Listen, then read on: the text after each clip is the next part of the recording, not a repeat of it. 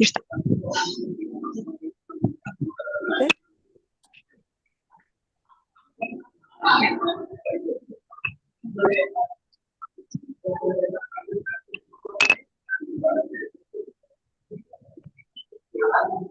Okay. You may start.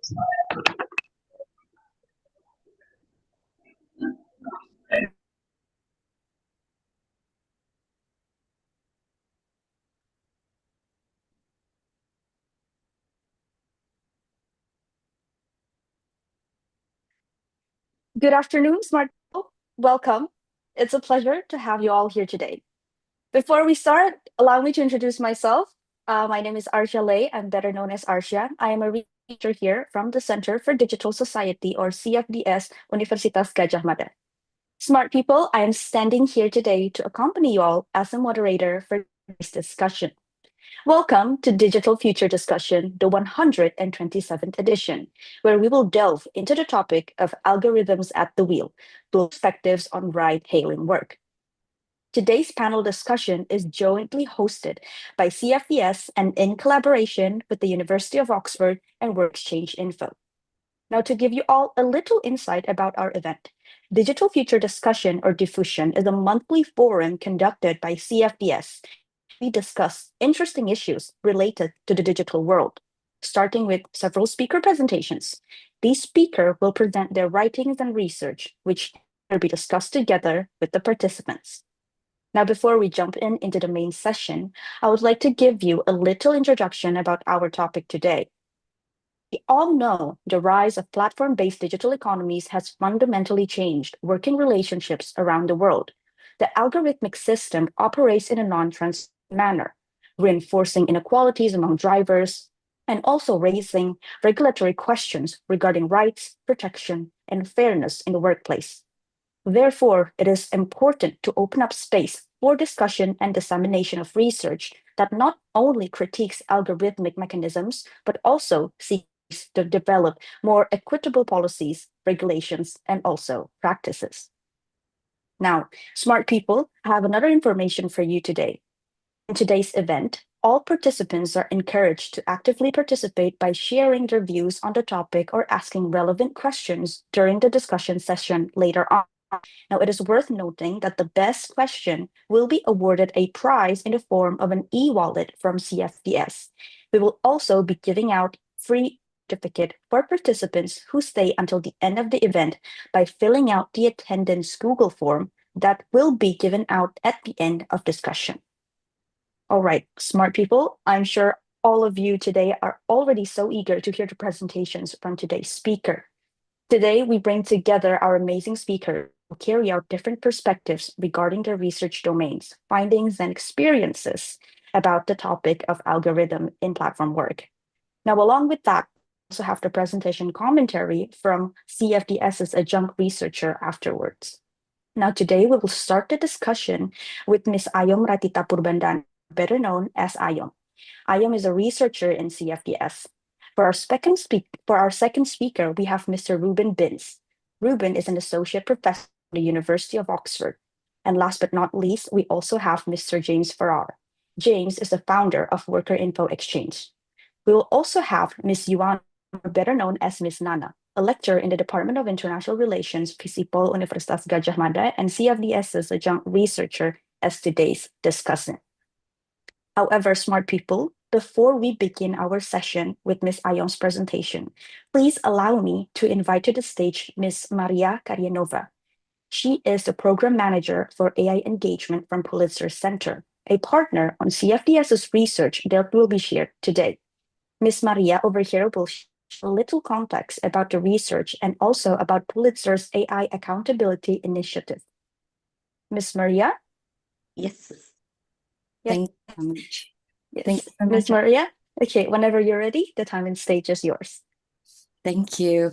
Hello, everyone. My name is Maria Karinova from the Pulitzer Center. We collaborated for the work that Ayom will present today on the precarious design of ride-hailing apps ride-hailing apps and the impact to the drivers' welfare with the case studies in Jakarta and Gunung Kidul. I wanted to first say thank you so much to CFDS for including us in these discussions and for their collaborations in the past 10 months. And thank you to all the speakers as well and the participants for making the time to be here with all of us this afternoon. And morning, I suppose, because there's the UK ones. Maybe a little bit about the Pulitzer Center and what we're doing here. We are a nonprofit journalism and education organizations dedicated to raising awareness on underreported global issues. Our mission is to champion the power of stories to make complex issues relevant and actionable. For artificial intelligence, since 2022, we have been supporting investigative journalists to look at the AI impacts on society and to demystify the hype and also holding powerful actors to account for the technology deployment. And we supported the investigations of Carol Ilagan, our AI Accountability Fellow in 2024, on the impact of ride-hailing apps on customers during rush hours and the impact of gamified apps on workers in Metro Manila. And the study that is presented today are inspired by these stories where it is an attempt from us to see and investigate how the Indonesian experience are probably similar or differ, and specifically looking at the relation between algorithm decision-making and labor's welfare. So we believe that this research can contribute to a more robust discussions on AI's impact on society and also strengthening the effort to hold technology companies accountable in Indonesia. And again, we truly appreciate the work and the expertise that CFDS has poured into these collaborations. And thank you again, everyone, for being here. We look forward for the discussions today. And if you want to know more about our reporting on AI, we have a link. I'm not sure how to share it, whether or not I put it in a chat box or anything for the participants who are joining us from YouTube. And just for your information, that we also offer grants for research and also outreach activities. And if you're ever interested in looking for grants opportunities, I can also give you a link to our website. So yeah, thank you again, everyone. And over to you, Arsha. Thank you, Ms. Maria, for the explanation. As for the link, you could just drop in the chat below, and one of our admins will help and relay it to the YouTube live chat. And I hope the smart people, the participants out there, go check out Pulitzer's link if you are interested in reading more about their reports and also their grants. Ms. Maria, again, thank you so much. Seeing how widespread AI is, this kind of initiative is urgently needed, especially here in Indonesia. But I'm not going to talk too much about it because I will invite Ms. Ayong to the stage to talk more about her presentation about the precarity by design, AI labor discipline, and the welfare of ride-hailing drivers in Jakarta and Gunung Kidul. Ms. Ayong, how are you today? Hi, Asha. I'm doing good. How are you? I'm doing good also. Miss Ayom, whenever you are ready, the time and stage is yours. Okay, so I will be sharing my screen. Still processing. Okay. Is it, can you see it? I'm sorry. Wait. Maybe you can try again. Wait. No, wait. It's not visible.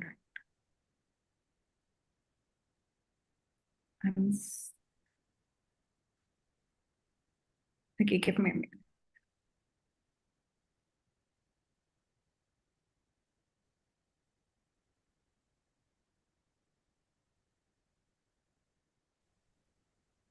Okay, maybe one of our operators can help.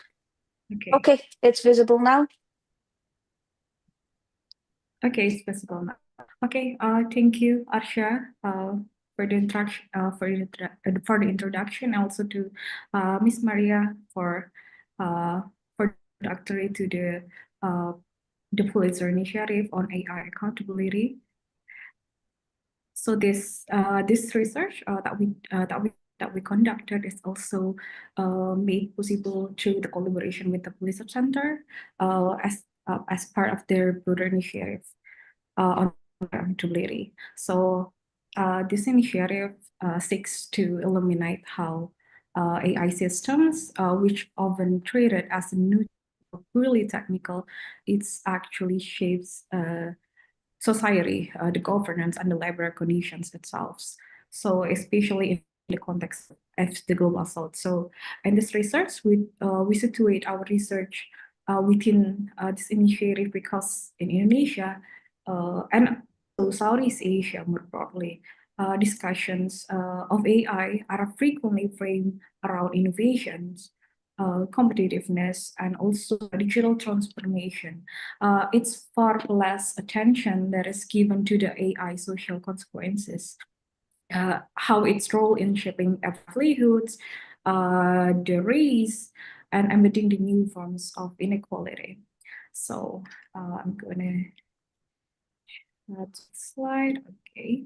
So why the research that we conducted matter? So the ride-hailing platforms in Indonesia, there are giant ride-hailing platforms like Grab, or our national ride-hailing platforms, Gojek, Maxim, even Shopee has entered the ride-hailing platform industry with Shopee Wood. It has transformed our urban mobility and our employment in Indonesia over the last decade. The ride-hailing platforms in employment, they're often celebrated for offering some kind of flexibility, entrepreneurial opportunities, and also efficient services to the millions of the passengers. But for the drivers itself who form the backbone of these platforms, work is increasingly mediated by the algorithm system. These are systems that allocate the tasks, calculate the fares, determine the routes, and also even suspend the accounts of the drivers, all with or limited transparency. So in this research, we were really interested in exploring at least these three. How does algorithmic governance how does algorithmic governance mean for drivers everyday working? So the ride-hailing in the working life, and second, how do these systems differ across contexts between a mega city like a Jakarta and a peri-urban district like Gunung Kidul? So these two case studies that we conducted, and how what do drivers themselves understand and feel and do in response to the algorithmic control. Okay, so this is our research objectives. This research pursued three main objectives. First one is to identify how AI-driven decision-making features function in Indonesian ride-hailing platforms. The second one is to analyze how labor management impacts drivers' income stability, autonomy, and even working conditions. The third one is to explore drivers' perceptions, emotional labor, and the strategies for coping with algorithmic certainty. Let's start. Okay, here is the conceptual and the theoretical orientation that we use in our research. So to ground this inquiry, we from several interrelated bodies of literature. The first one is this scenario thinking. It aims to explore the driver responses to algorithmic scenarios. Example is the being assigned to view rights or even being suspended. The second one is the context awareness. It's how AI adapts to spatial behavioral context. So our analysis consider both and human technological situatedness. And the third one is the algorithmic governance. So as from Pascal argues in the black box society, the algorithmic system are not simply a computational. They're infrastructure of the governance, shaping behavior in opaque and probabilistic ways.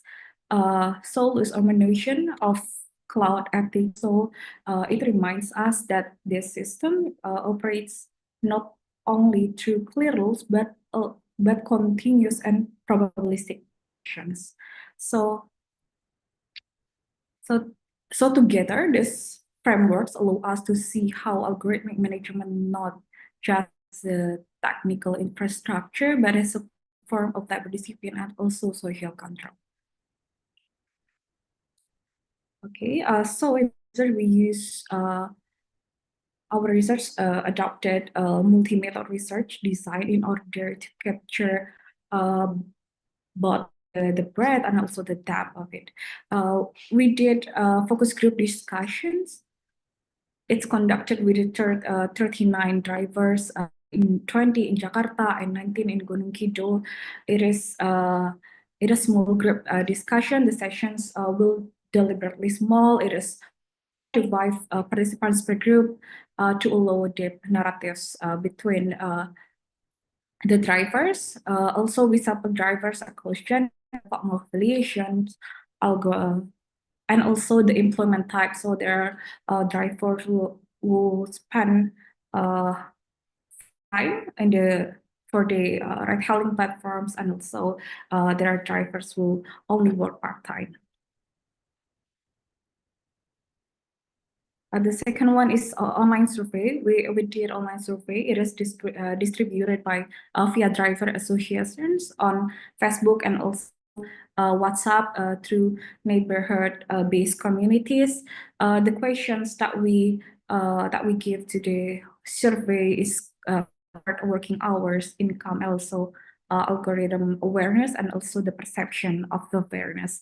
So this provided us a broader statistical overview of the patterns that drivers see in a platform. And here are the key findings. So 68% of the answers observed the unequal task distribution. 23 drivers say that the longer hours that the online, it increases the visibility, and half of them and only half of them understand how the data that they made every day, that they give to the platforms, is being used. Okay, and the last one, the third method we use is application review sentiment analysis. We collected and also analyzed over 100 reviews from the Google Play Store, spanning from Grab, Gojek, and also Maxim between 2020 and 2025.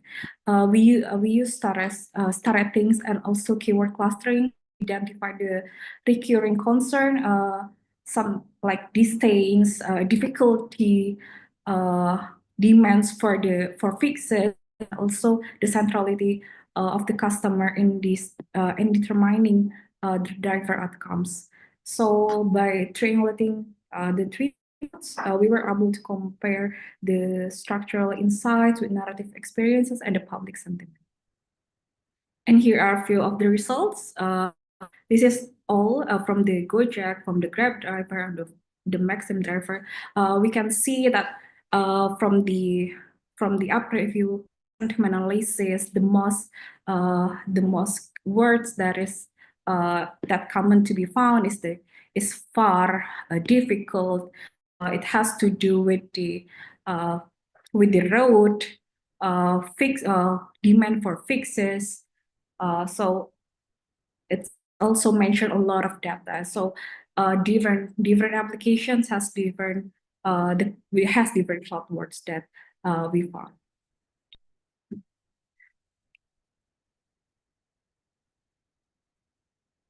Okay, here are our findings. So cluster around the 4K algorithmic domains that structure the ride-hailing labor. The first one is dynamic pricing, that also be that Ruben will talk more comprehensively later in the presentation. The dynamic pricing. In theory, the dynamic pricing ensure efficiency by adjusting fares to the domain, time, weather, and also and also other factors. But in practice, in reality, that we found in our FGDs and also the survey, the driver experience it as arbitrary and manipulative. Many report disparity between the customer fears and the driver earning, so it erodes the trust in the systems. The second one is labor allocation. Drivers usually distinguish between what they call as akun gacor or hot accounts, and also akun anyep or dry accounts or low performing accounts. The allocations feels very unpredictable, and some accounts receive a steady stream of order, while others receive very few.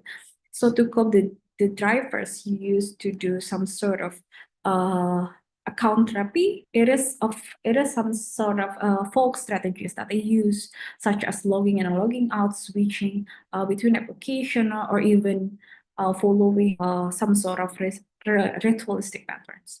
So in Jakarta, we see that the high density, it is reinforced the dynamic in Gunung Kidul, where the demand is low. Demand is low, the speculation is even more central to survive. The third one is the route optimization. So platforms usually advertise algorithmic routing as efficient, but drivers distrust the GPS navigation the application, because the routes usually often increase costs, or even especially under fixed fare models. It's drivers to rely more on the local knowledge. And also many drivers accuse the platforms of manipulating the maps for platform game. They usually take shorter routes to the fare more lower, so the driver will receive a lower fares. The last one is the automated suspensions. It is perhaps the most precarious mechanism.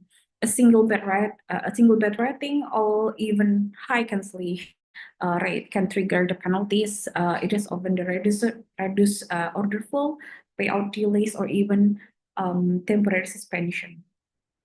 Appeal mechanisms in the application are usually very opaque. Some platforms provide no redress at all. Drivers usually live with persistent anxiety, anxious feelings about the deactivation of their account, which they cannot really predict or even contest.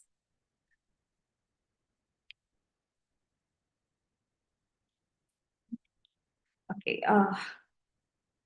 Okay. This is another finding that we find very interesting. It is the platform-driven programs and the illusions of the incentives. So a lot of platforms, ride-hailing platforms in Indonesia, giant ride-hailing platforms in Indonesia, run in some sort of incentive schemes. So such as Grab Slot, Shopee Food Hub scheme, and also Gojek with Mitra Jarak Dekat. So this illusion usually work on how the incentives often require drivers to commit rigid schedule or even higher volume. This also subscription-based models to deduct the earnings in exchange for feasibility, and also the logic of the incentive disciplines drivers into longer hours while shifting costs and risk onto them. So every platform has their own program and with different operational mechanism. But the end goal is only to reduce the fare. In Gojek, for example, the drivers, there is something that called short distance partner or mitra. So the drivers are assigned within a tightly defined radius. So it is usually below 3 kilometer with a flat fare of 5,000 rupiah, which is colloquially by drivers known as gojek. So so it is they try to reduce the fare that they have already set in the beginning. The fare in the Jakarta itself, it's 9,000, but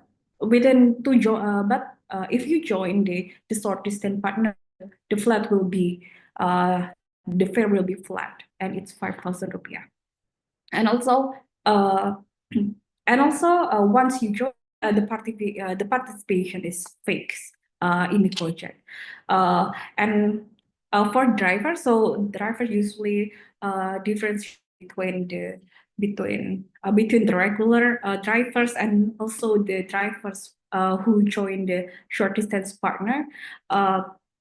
The visibility of the drivers who didn't join the short distance partner will be less visible in the application. So they are most likely not to receive order very few. And next one is the algorithmic fragmentation. We also found that the platforms fragment drivers in categories of the performance. So there is high performing orders. So in order, since since platforms always promote for drivers to flexible work, but actually how to what they do is the operations of the working is that they differentiate between high performing orders and the low performing or even non-committed drivers. So high, and the visibility of their profile is really based on this. High performing order usually they often will work between 12 to 16 hours or per day. So the and there's drivers usually rewarded with higher order visibility, bonus incentives, or even algorithmic priority. So the longer the longer that they are online, the longer they are more likely to have the visibility. Meanwhile, on the other hand, the non-committed drivers, so those who working shorter hours, part-times, or even rejecting orders, usually they are algorithmically sidelined. So they receive fewer orders and also producing incentives. So this stratification, this create stratified systems where drivers compete against one another for the algorithmic recognition. It undermines solidarity, usually isolates individual and normalize overwork as path to the survival. Okay. This is our another finding. That AI's opacity is not incidental. It is by design. It is not some sort of. It is the opacity is a feature. It's not a bug. A central insight of our study that the AI that is used in the platforms is infrastructure. So the black box nature of the system it serves the platform interest. It keeps the driver to perpetually available and speculating how to remain visible in the application. It distances the platform from the responsibility, placing the burden of the uncertainty of the system of the algorithm on the workers, and also it also the price discriminations and the regional differentiation.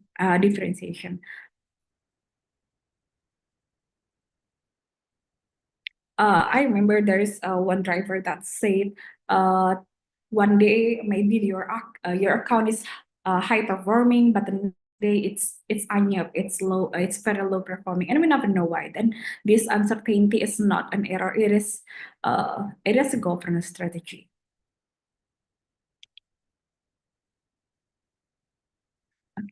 And this is discussion. So these findings that I explained earlier, it led us to several broader reflection. The first one, that is the performance is of the driver is tracked, it's ranked, silently rewarded, or even punished, and the algorithmic systems in the ride hailing it just creates a new of disciplinary culture. The drivers are monitored. They internalize the responsibility for the outcomes that they can't even control. They self-monitor constantly, and they also adopt without knowing the rules. The third one is that, and also platform cultivate ambient uncertainty, pushing drivers to self-monitor possible missteps. And it reveals that all this uncertainty,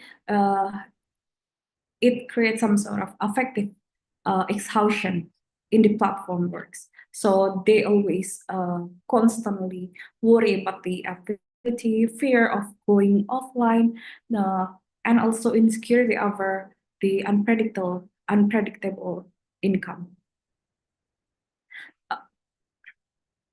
So in the absence of the platform transparency, the drivers usually develop some sort of folk theories. The community or neighborhood-based epistemologists, they usually their practices are forms of the survival knowledge passed through the informal networks. So the scenario methodology that we implemented in our research, it allows us to capture this gap between what the system does and what the drivers believe that it does.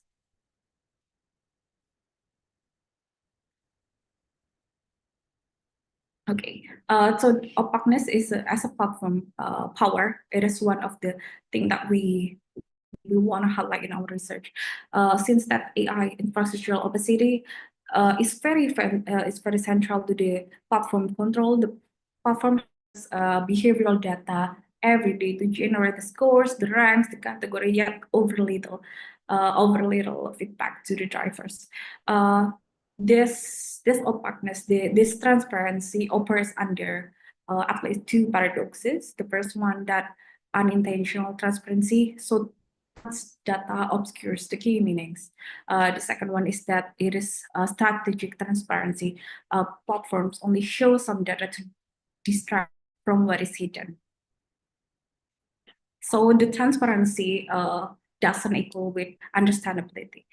There are few paradoxes that we find in this during our research. The first one is connectivity paradox, that the drivers must stay perpetually connected, and it is undermining the idea of the flexible work that the platform initially promoted. The second one is performance paradox. Beyond the task completion, driver must gain rankings to access to the future orders or even visibility. The third one is performance transparency paradox, that platforms usually claim transparency while withholding actionable knowledge, while on the other hand, the regulations is absent.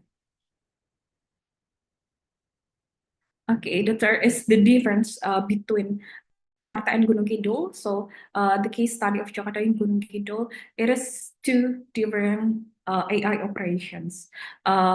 We see a few things that differ. The characteristics is the differences between Jakarta and the Gunung Kidul. From density, Jakarta is more massive. There are at least 200,000 drivers in Jakarta, and Gunung Kidul, they only have around 400 drivers. And so in terms of data robustness, in Jakarta, they're very high. They're real-time personalization. They're lot of data that is produced every day. ETA search how, and in Gunung Kidul, it's more or less precision, so it's very limited at mapping. Like in terms of, for example, in terms of program services in Jakarta, there are a lot of programs that is given to the drivers. So there is multi-tier incentives, slot system, and in Gunung Kidul, there are only limited schemes, and it for example, slot and also short distance. Uh, it was just introduced and it's pilot programs. So the differences between Jakarta and Gunung Kidul, it reveals how the algorithmic intensity it is varies by the geography. It is varies by the data density. The data density in Jakarta, the high density market, intensifies the pressures. While in Gunung Kidul, it faces some infrastructural neglect and scarcity. So in both cases, the precarity that I feel that it is structurally designed. So to conclude the presentation, I want to say that the algorithmic system in ride-hailing platforms are not neutral. So their infrastructure of elaborate control. The second one, the flexibility, is largely an illusion. So drivers face opaque governance, unpredictable incentives, and also stratifications. The third, that the drivers themselves respond to vernacular algorithmic literacy. So terms like akun gacor, akun anyep, or even rapi akun, it reflect survival strategies and collection in meaning making. And the last one, the most critically, is AI opposite disciplinary tool, one that externalizes the risk, shields platform the accountability, and also compels the speculative labor. That's all from my presentations from this research. Thank you. Over to you, Arsha. Okay, thank you, Ms. Ayam, for the intriguing presentation about the cases in Jakarta and also Gunung Kidul. Smart people, from Ms. Ayam's presentation, we have learned how AI-based algorithms have reinforced existing inequalities and also introduced new forms of insecurities in platform work. Let's discuss this further in the discussion session. But now I want to move on. Now that we have an understanding of how algorithmic biases affect ride-hailing platforms workers in Indonesia, I'd like to hear the stories from a different country. Therefore, please, smart people, allow me to invite Ruben to the stage. Hi, Ruben. Hi, Ruben. Hi. Can I Thank share you for some joining us slides? today. Yes, thank you for joining us today. Mr. Ruben, you have conducted a study on platform work algorithms using Uber's dynamic pricing as a case study. We're all eager to learn more and to hear more. Whenever you're ready, the time and stage is yours. Great. Thank you so much. It's great to be here and super interesting to hear about some similarities and some differences between the two countries, which I'll go into now. Am I all right to share some slides now? Yes, please go ahead. Okay. Let me share this one.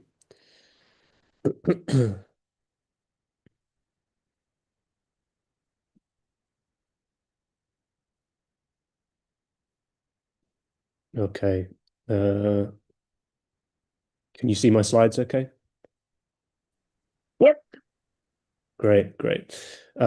So yeah, this talk is going to be about some research that I and my colleagues at the University of Oxford have been doing over the last few years in collaboration with James's organization, so Worker Info Exchange. James, who's going to speak in a minute.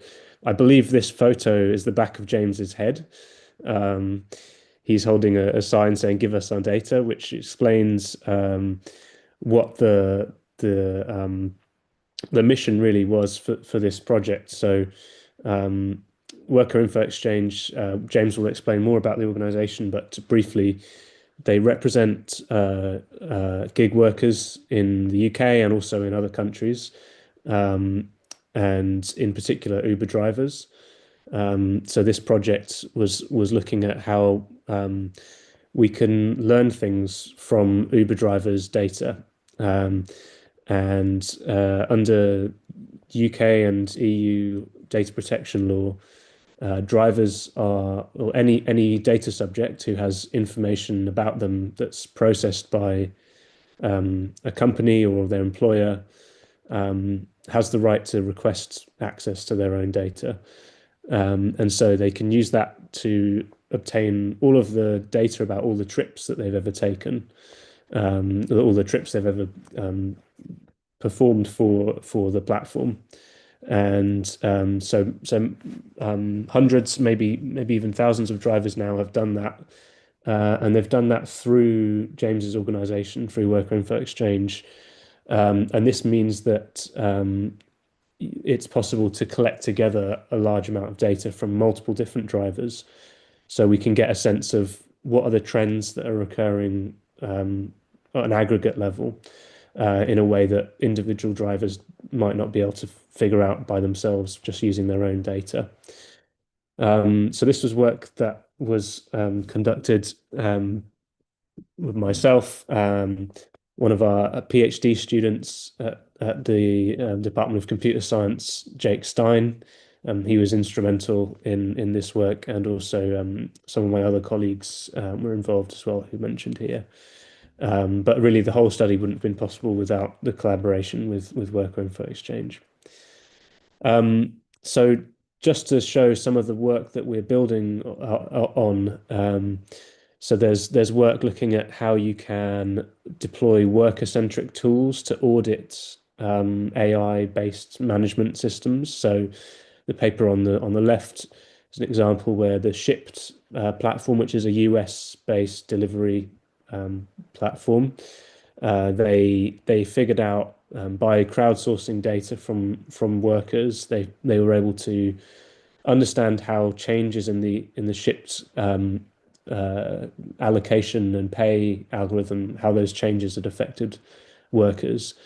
There's other work looking at kind of how can we get participatory methods to elicit what workers would like their work to look like to increase their well-being.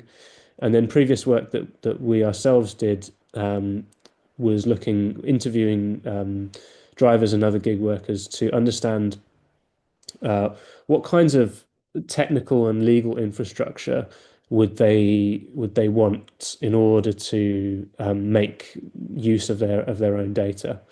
So worker design data institutions. So we're building on this work in this project, but just to give you some more flavor of what's been going on in the UK for Uber drivers. So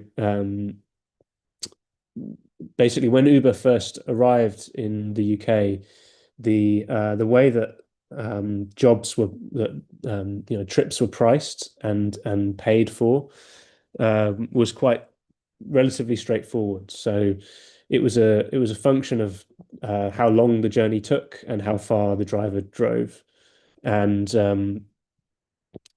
this was fairly transparent to customers and also to drivers.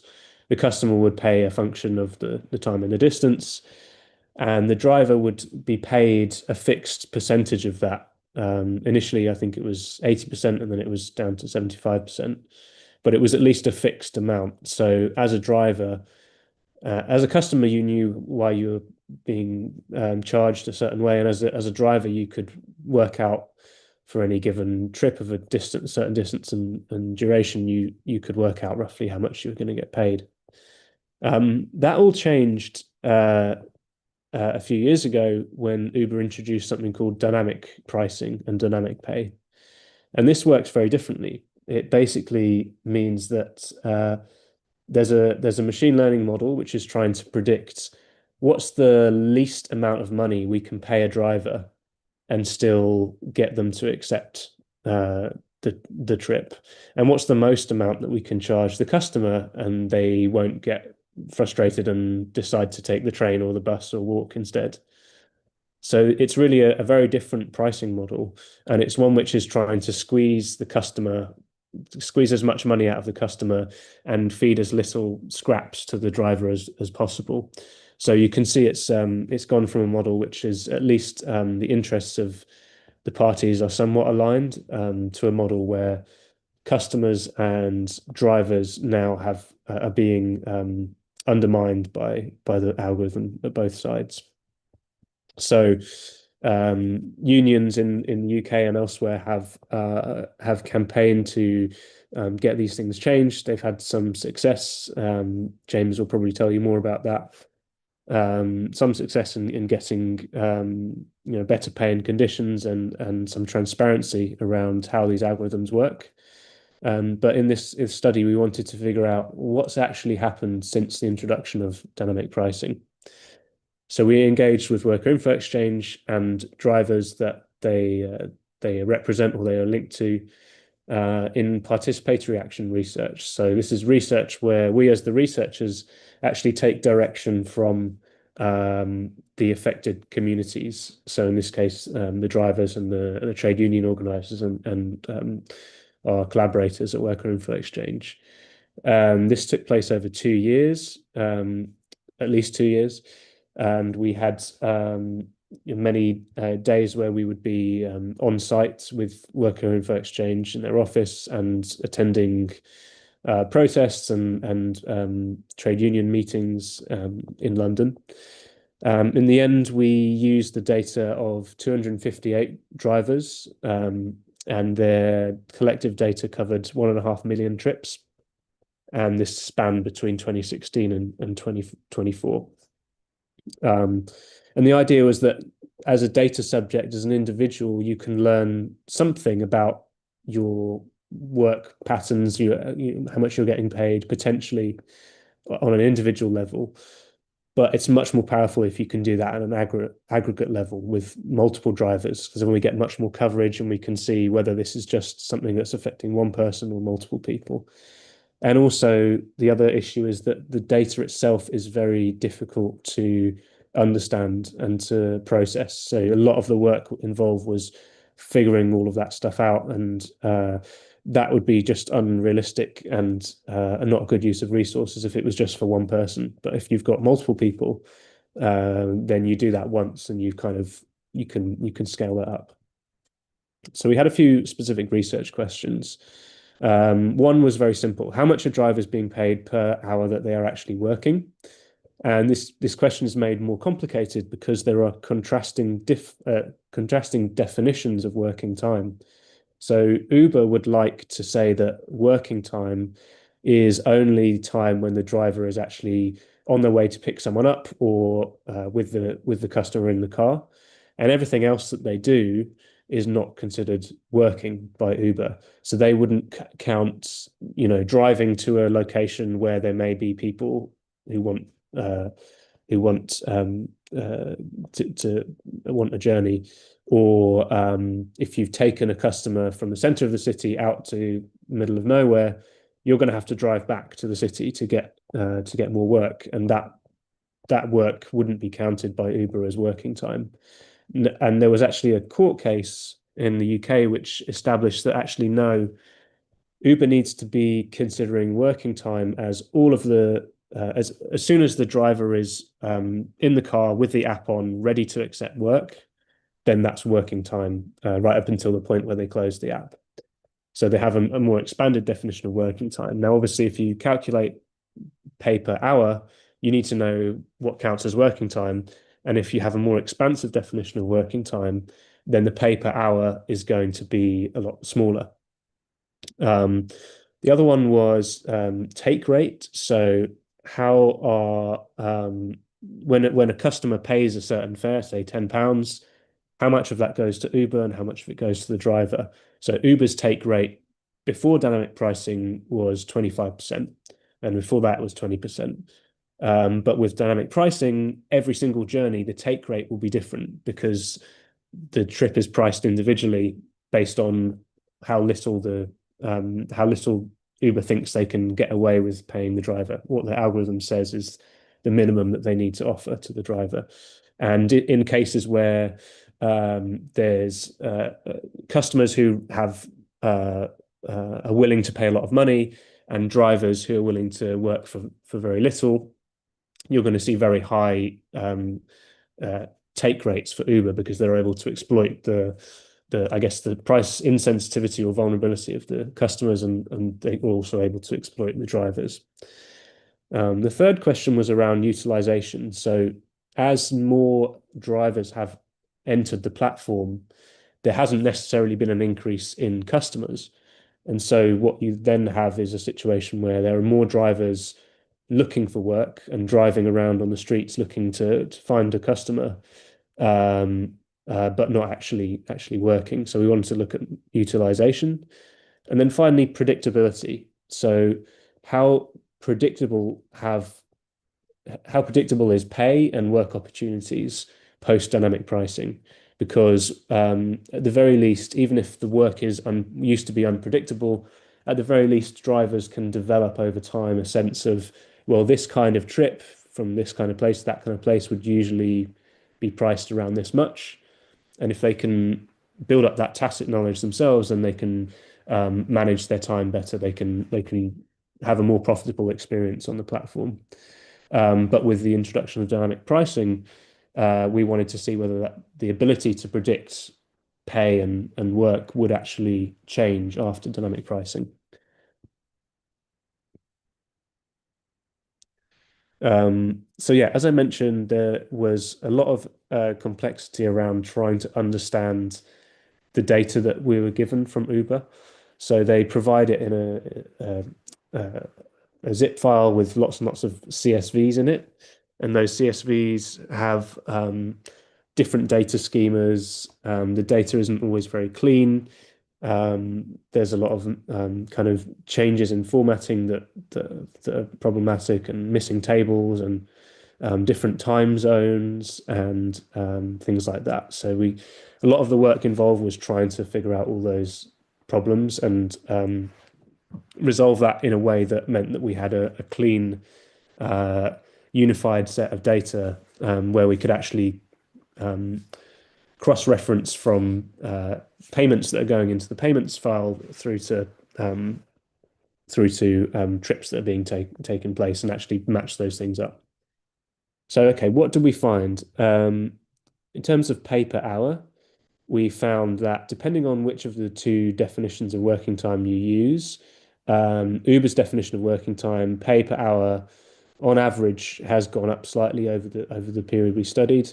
But if you look at the Supreme Court definition, to the court case that said that working time is whenever the driver is ready to receive work, then actually pay has flatlined. And for drivers who've been driving for a much longer time, actually pay has gone down. In terms of utilization or time allocation, we saw that drivers are spending, it used to be that drivers spent more time actually on a trip with a customer than they did on standby looking for work. But actually, since dynamic pricing, that's actually reversed. And so now we see very often there are months in which drivers spend more time on standby than they do actually on a trip. In terms of the take rates, so as I said before, it used to be that Uber took 80%, sorry, Uber took 20% and then 25%. Post dynamic pricing, actually, we see quite a range of different take rates. So in some cases, a small number of cases, actually, Uber was losing money on a particular trip. So the driver would be getting paid more than the customer was paying.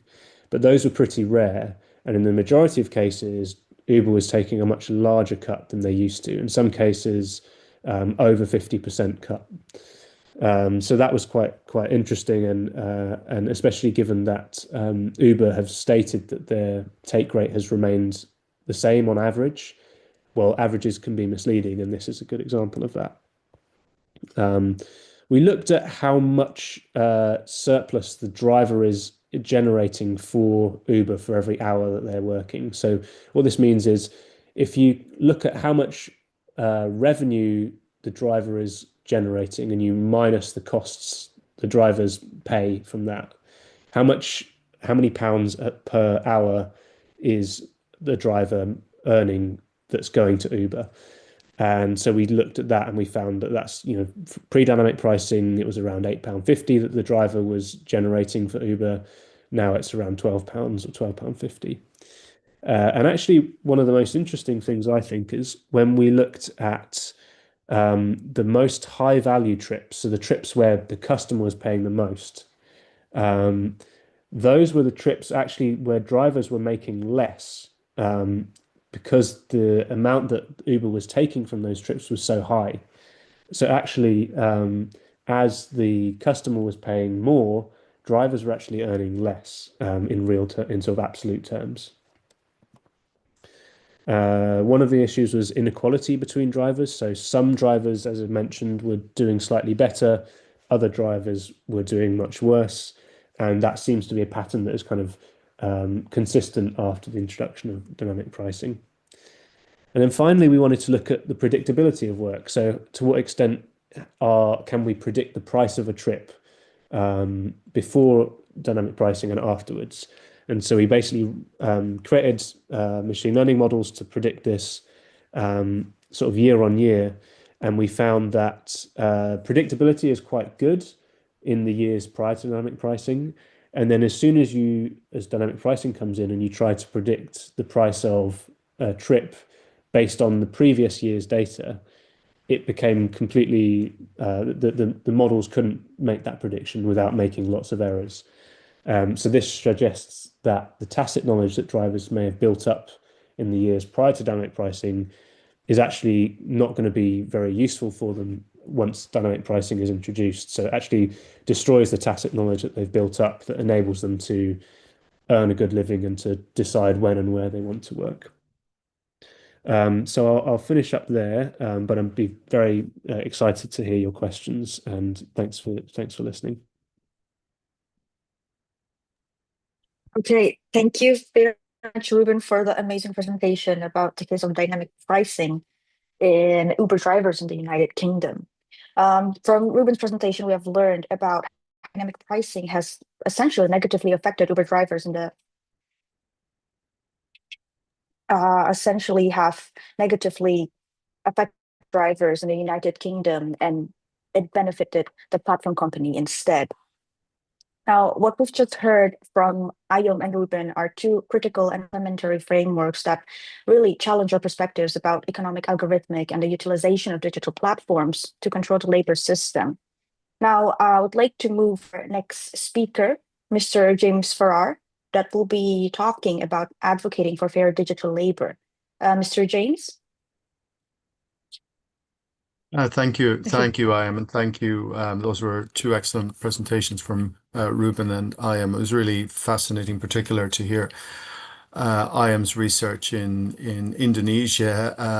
It all seems far too familiar in a way from the experience that we see in Europe. It just goes to show that the platform phenomenon is a truly global one. That's a great opportunity for workers too, to build global solidarity to together tackle these problems.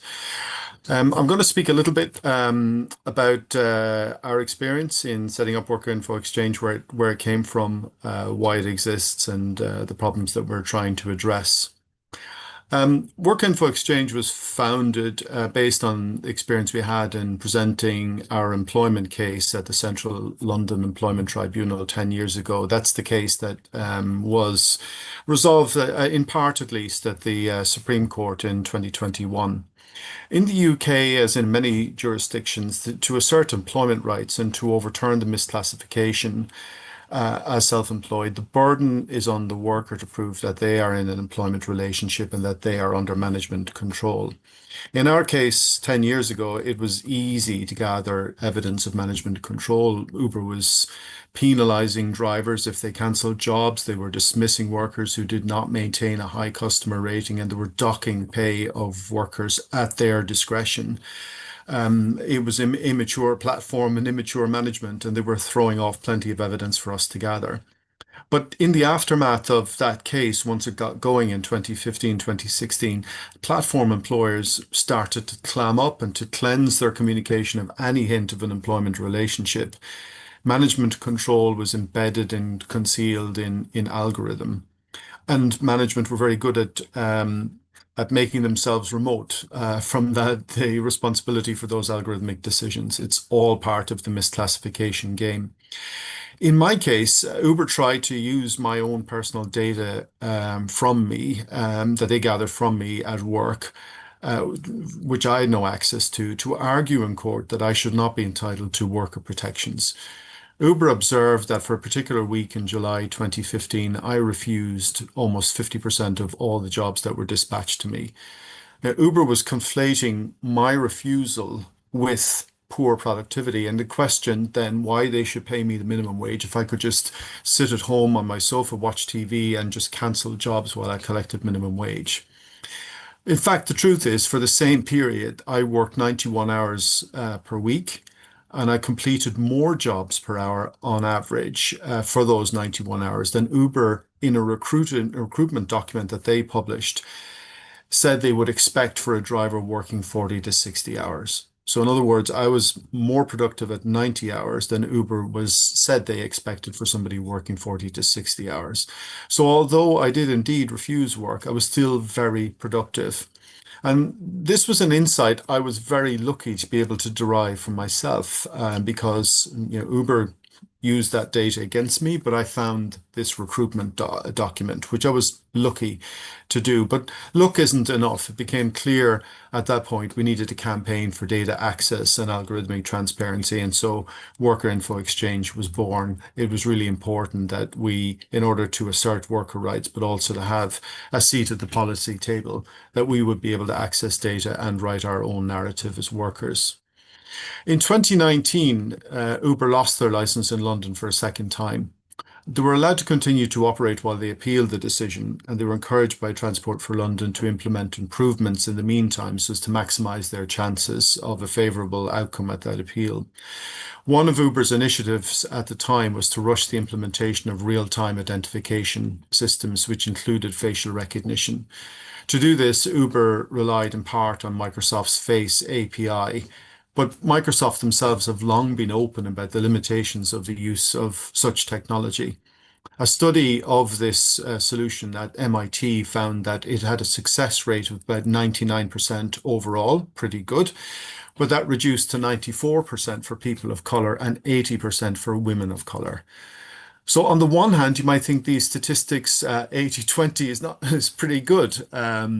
But in a city of 100,000 minicab drivers who are overwhelmingly drawn from minority communities, the failure started piling up pretty quickly. Because Uber's license was under review, they took a hard line. They fired anybody who failed a facial recognition check, and Transport for London, who wanted to believe that this technology would work, also revoked their license.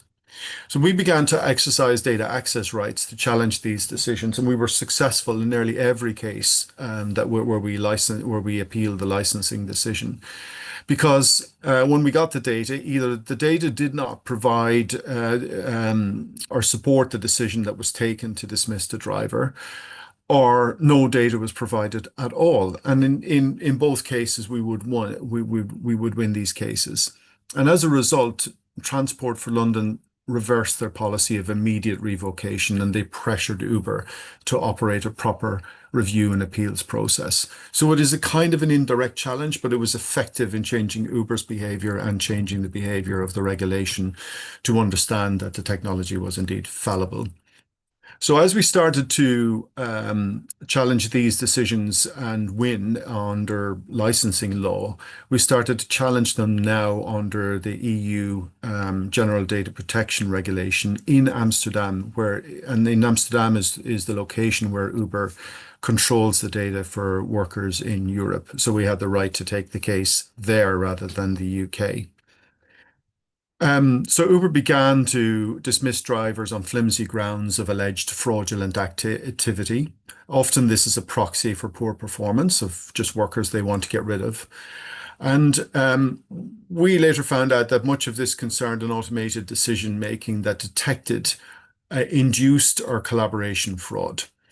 In the first, the platform is assuming that drivers who cancel work and collect a cancellation fee are doing so purposely so they can avoid the passenger pickup or collect the cancellation fee. In the other, the collaboration fraud, the platform has suffered some kind of consumer fraud where the passenger credit card is not cleared or charges are reversed. The platform then assumes that the driver is collaborating with this fraudulent passenger. And still other cases, drivers had pay deducted by automated means after a passenger changed their destination, for example, on a fixed price fare. So the passenger has been quoted a fixed price fare for A to B. They choose destination C. That recalculates the fare, but then the platform goes and deducts the pay to return it to the original quotation, and the driver loses money. We challenge these cases under terms of the GDPR, which provides for a general prohibition against solely automated decision making that has significant legal effects. In this case, pay deductions and dismissals would qualify. But we had to prove that these were solely automated decisions. In the first of these cases, which we filed in Amsterdam, where the data is processed, we received default judgments because Uber failed to answer any of the claims. They later argued that they had not been served properly, which was patent nonsense. We don't know why that happened, but we believe it's because Uber didn't want to have a judgment on the record and would prefer to wear a default judgment rather than answer the claim on the record. So we kept filing the claims, and then in later cases, Uber had to answer them or decided that they needed to answer them. And we also filed against Ola Cabs, the big Indian rideshare operator. Those cases went through the district courts and to the Court of Appeal in the Netherlands, where the case is terminated because after we won, neither platform continued to appeal beyond the Court of Appeal. But the main points of that judgment is that the court found that the dismissals were automated. There was no meaningful human intervention.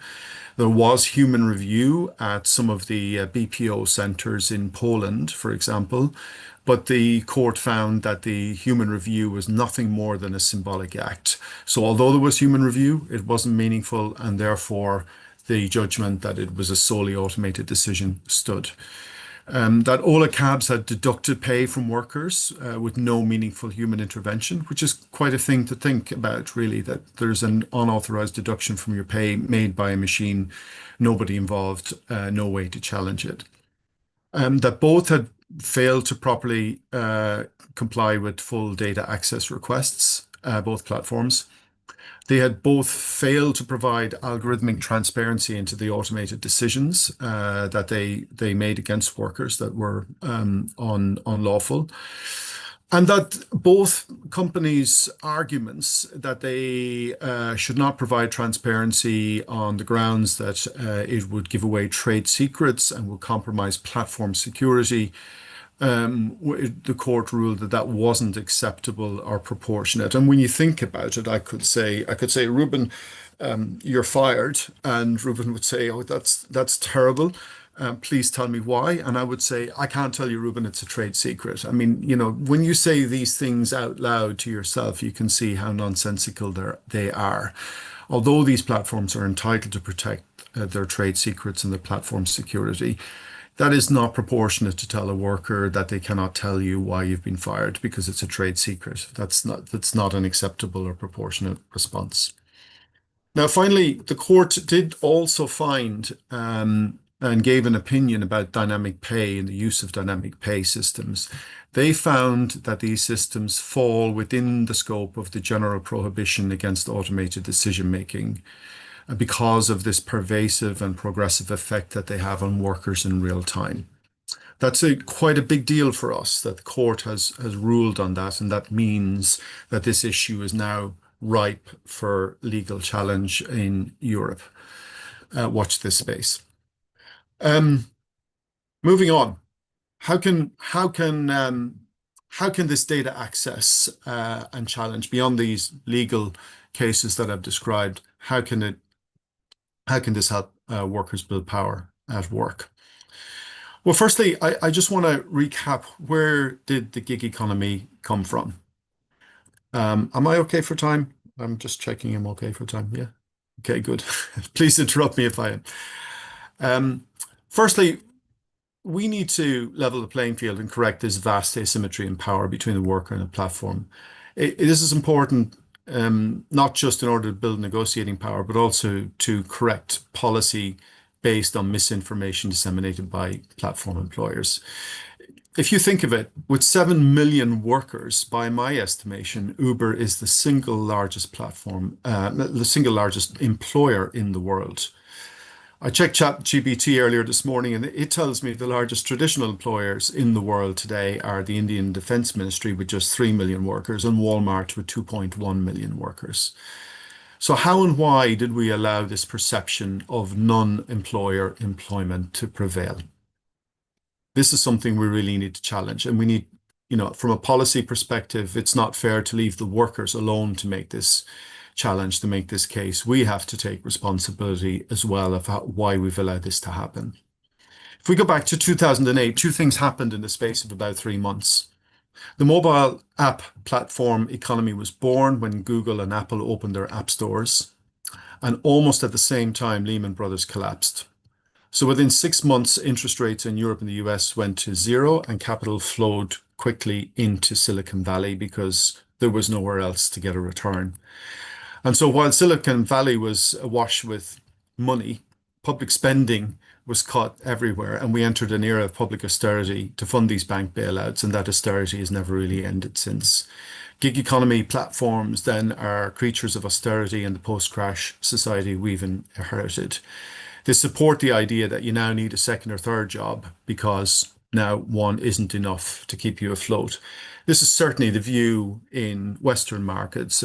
I understand that things are slightly different in the global South in informal work, where the idea of working many in precarity and long hours has long been a feature of employment.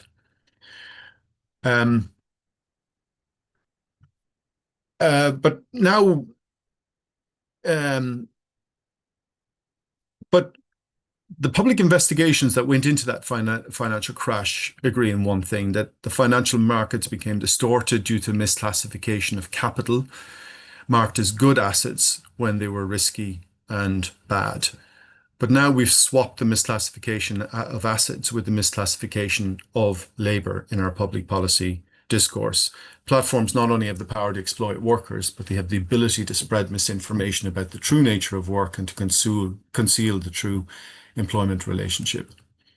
We can turn that around by demanding and exercising personal data access rights individually and collectively. Our approach has been to work individually with workers on specific casework that they might have, and collectively with their unions. I've described some of the individual casework that we've done and the outcomes, but I'll also share a story about the difficult birth of a union for gig workers in UK, the App Drivers and Couriers Union, for which I was a co-founder and its first general secretary. When we applied for recognition, there were two obstacles. We needed to demonstrate that we were actively and collectively regulating the relations with the employer, and that we were workers. Now, on the latter, the regulator was happy to certify us as a trade union conditionally, but warned if we lost our case at the Supreme Court, then we would lose our right to be a trade union. But how could we prove that we were collectively regulating relations with a platform like Uber, who refused to engage with us? The regulator wouldn't accept that we were doing so by handling individual casework, because that's individual action, it's not collective. But when we demonstrated that we built a data trust to help drivers collectively understand, challenge, and negotiate their paying conditions and to organize themselves, the regulator accepted this as collective action and granted certification on that basis. So in this case, we can see that data was centered, and the collective use of data was central to the formation of a trade union. A footnote to this: to understand the built-in legal prejudices against unions and worker organizing, it's important to recognize that historically unions were persecuted and were seen sometimes as criminal cartels that were interfering with market function. Even today, UK trade union legislation contains an exemption from restraint of trade. This is an artifact from long ago, or is it? Perhaps not, because at our legal challenges in Amsterdam, Uber and Ola Cabs argued that Worker Info Exchange's establishment of a data trust amounted to an abuse of rights and an attempt to disrupt market function. The court rightly rejected this and confirmed that data rights are rooted in human rights guaranteed by the European Charter of Human Rights. So, what is the importance of this in terms of regulation today? Well, briefly, in Europe, we've relied thus far on individual access rights and protections. And although the law allows for third-party representation by unions for data subjects, it does not give provision for collective rights under the European General Data Protection Regulation. So obviously scaling is a real problem, and that splintering allows great scope for platforms to resist and obfuscate. And on our website, you can read our Managed by Bots report about some of the dark patterns platforms deploy to disrupt our quest to collectivize data and to exercise collective data rights. Now, the European Platform Work Directive seeks to correct this by building on the GDPR to provide for collective data rights. That regulation is in transposition right now for implementation at national level, and we have to see how that will go. However, what was not challenged is the fact that while platform service providers are market efficient, they are operationally inefficient. In the US, data shows that platforms utilize workers in their vehicles only 60% of their working time, and mileage even with regulatory intervention to control capacity. The rest is dead time and dead miles. In the UK, our data shows that utilization rates may be as low as 40% in London. This is a level of inefficiency that would not be economically viable without the labour costs and environmental costs of this downtime being externalized.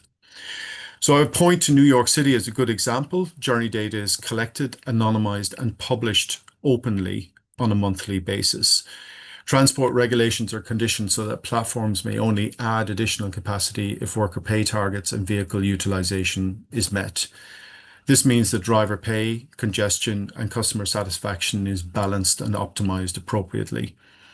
The regulator is also able to use this data to monitor fatigue and penalize platforms and drivers who dispatch and work out of hours, respectively. So this year in London, we were successful in convincing the Mayor of London to include data access in his strategy for development of regulation and enforcement policy for transport in London. We'll have to see how effective that is. Now, it's clear where such data is collected and published, workers and communities are empowered to demand better outcomes. This will become even more important as we move towards an autonomous vehicle era. In our Dying for Data research report, we make the case for public data access to address the external cost of underutilization, oversupply, with the poor safety and environmental outcomes that entail from that. Long term, what we need is collective data access to not only unions, but journey data for cities and communities as well. We need algorithmic transparency for both also. Workers must have the right to know how work is dispatched and the basis for the calculation of their pay. And again, as we move to an autonomous vehicle era, communities too must have the right to understand how and why vehicles are dispatched in their local communities.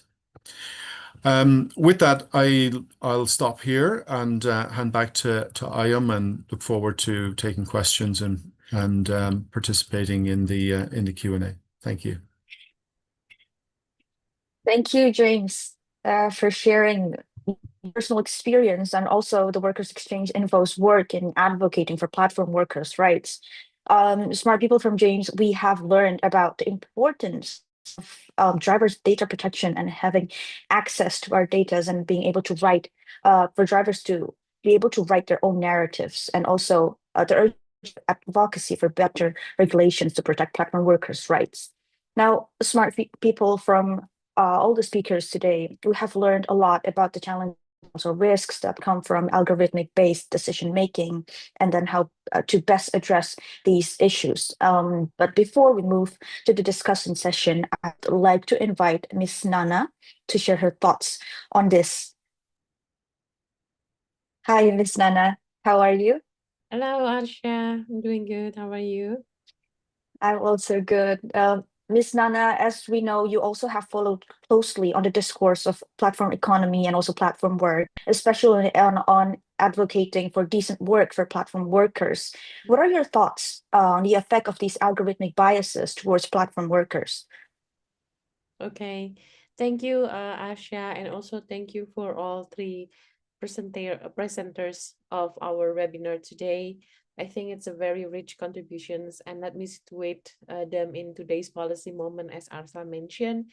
It's also related to the current ILO International Labor Conference discussions on the standard setting discussion on decent work in the platform economy, and how we can pave the way forward into a new convention and recommendations now being prepared for the next round in the ILC conference 2026.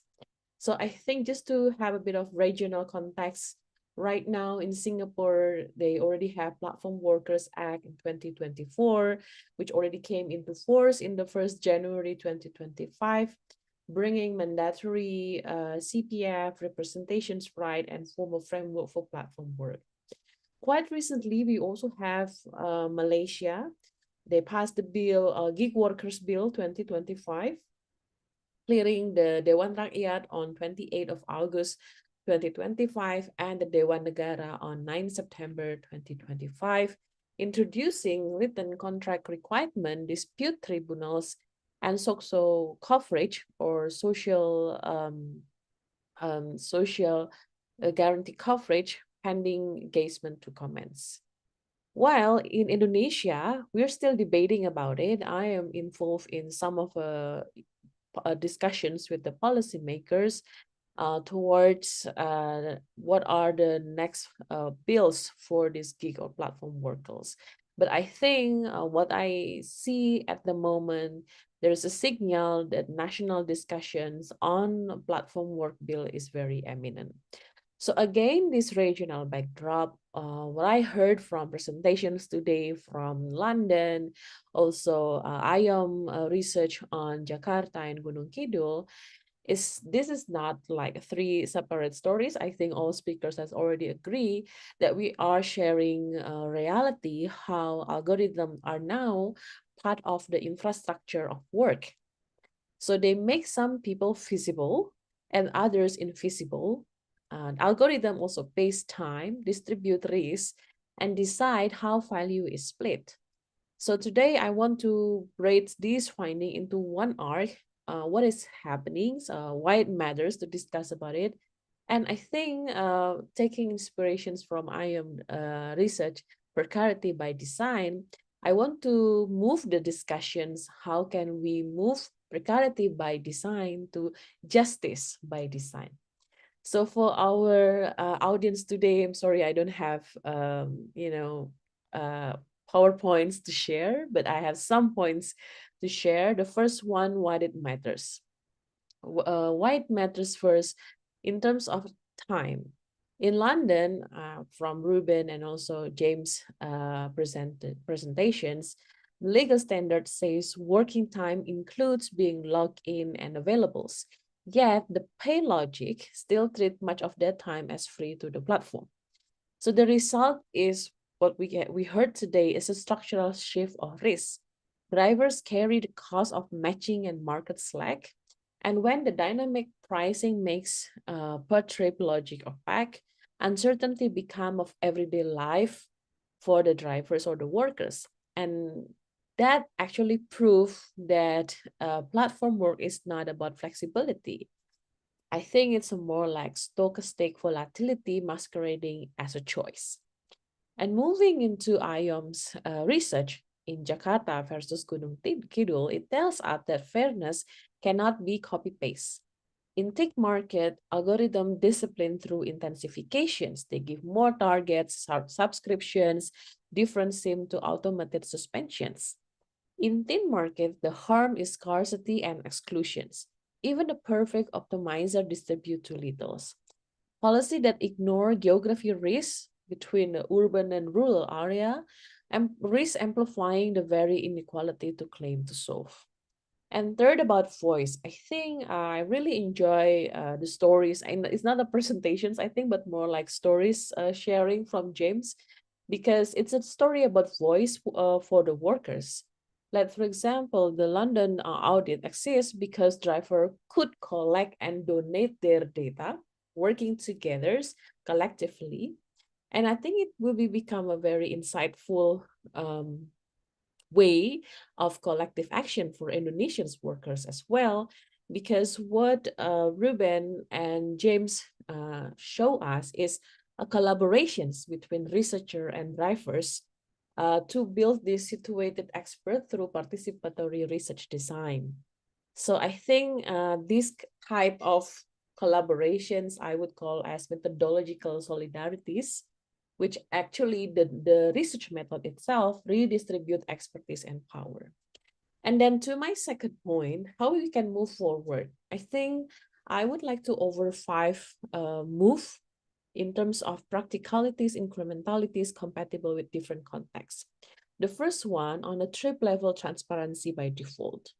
So I think weekly average won't do. Platform should disclose per trip the rider fare, the driver pay, and the platform take, plus adjustment and so on. This single step, I think, would enable independent audits detect systematic skew and rebuild trust in the price formations.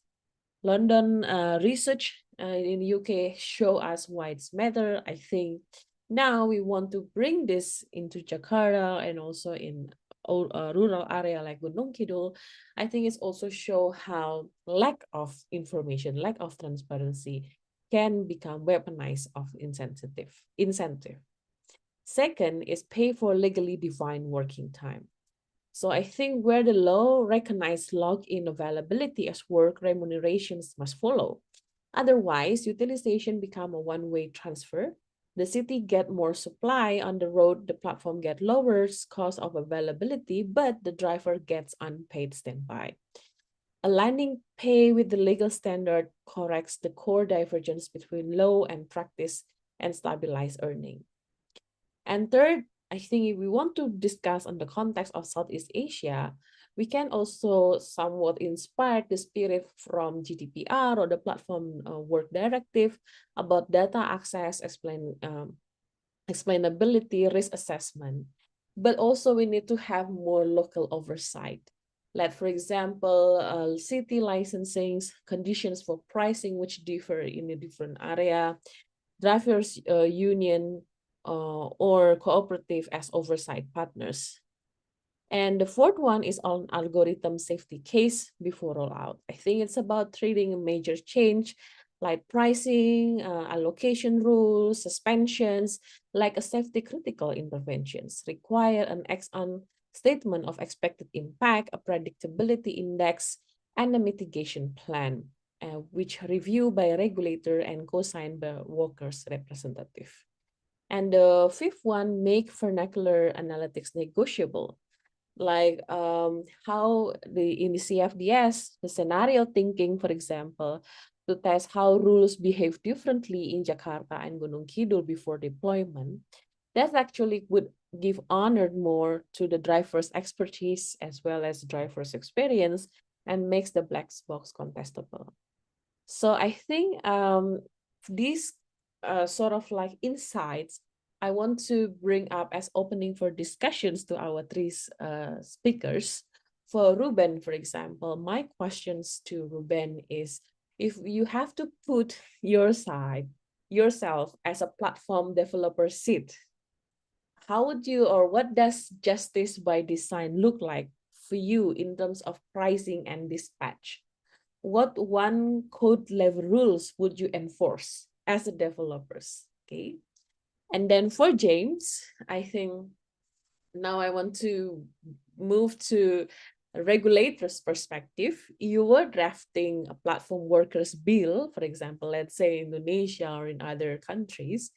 What non-negotiable clause on algorithm management and transparency would you include in that bills? So that is my questions to James and also to Ayom, and more on the research about Jakarta as urban and Gunung Kidul as rural.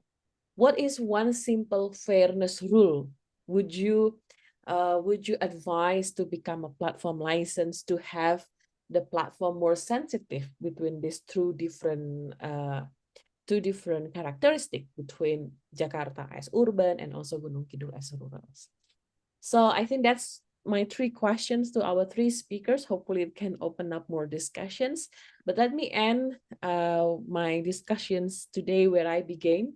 Algorithms are part of the infrastructure of work. In London, we saw opacity convert availability into unpaid risk. In Jakarta, we saw intensifications. In Gunung Kidul, we saw exclusions. Yet, we also saw the path forward, which are data rights that enable audits, methods that center workers, and governance that fits the place. If precarity can be designed, so can justice. Thank you, everyone, and looking forward for our discussions. I give back to Arsha. Thank you very much, Banana, for the amazing insights. I think we can move immediately to the discussion session because Ms. Nana, you have opened up with 3 very interesting questions for 3 speakers. I would like to invite our 3 speakers to the stage.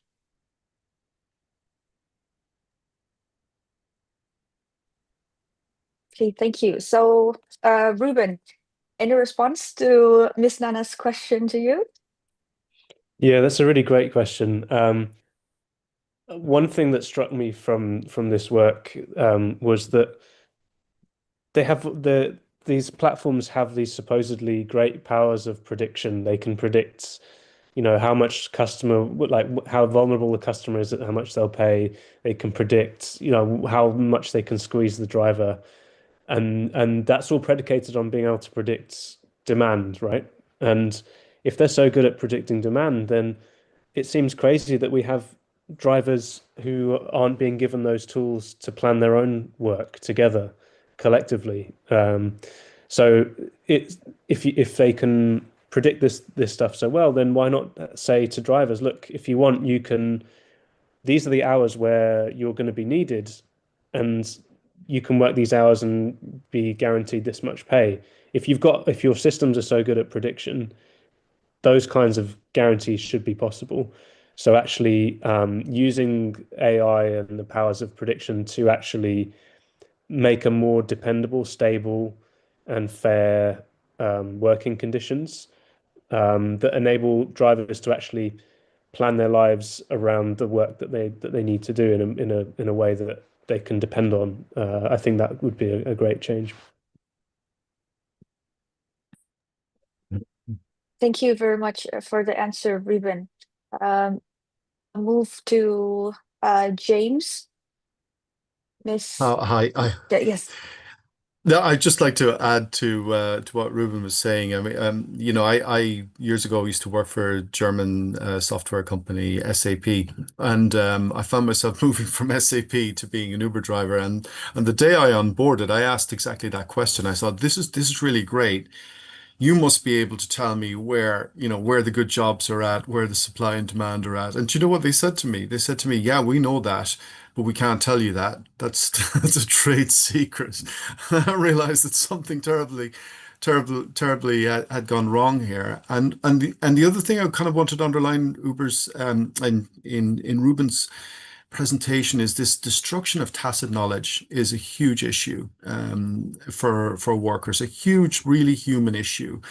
A lot of drivers have worked for years. They live on their wits. They understand how to do the job and how to maximize their earnings. And for that to be destroyed by the algorithm is really quite something.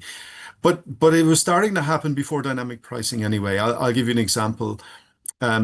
Years ago, Halloween, New Year's Eve were the days you could make a lot of money as a driver. And in the early days of Uber, they really did a lot to mobilize drivers to work. And these days, you're going to make a fortune. And guess what would happen? You go out there, you'd earn nothing. There would be no surge, you would earn nothing. Because again, Uber had destroyed this tacit knowledge because they were able to mobilize the workforce in a way that optimized things for them, but not for us. So that's the real reality of this type of work. To answer the question that Nana posed to me, what things would I like to see in regulation in Southeast Asia and Indonesia in particular? I think we've covered some of these points. The number one issue is proper regulation of working time. Because until workers are paid from log on to log off, not just time on task, from dispatch to drop off, we're not going to eradicate abuse in the gig economy. And I think it's really important to recognize that, what Ruben has shown so powerfully in his analysis of the effect of dynamic pricing is that that type of discrimination is not possible without an excess supply. If there was tightness in the market to balance demand and supply, demand from the consumers, supply of labor and capacity, there wouldn't be room for this algorithmic exploitation. The room for this type of discrimination dynamic pricing is made by oversupply. And so, we're all suffering from that. Workers are suffering from that. Communities are suffering due to congestion and air quality problems.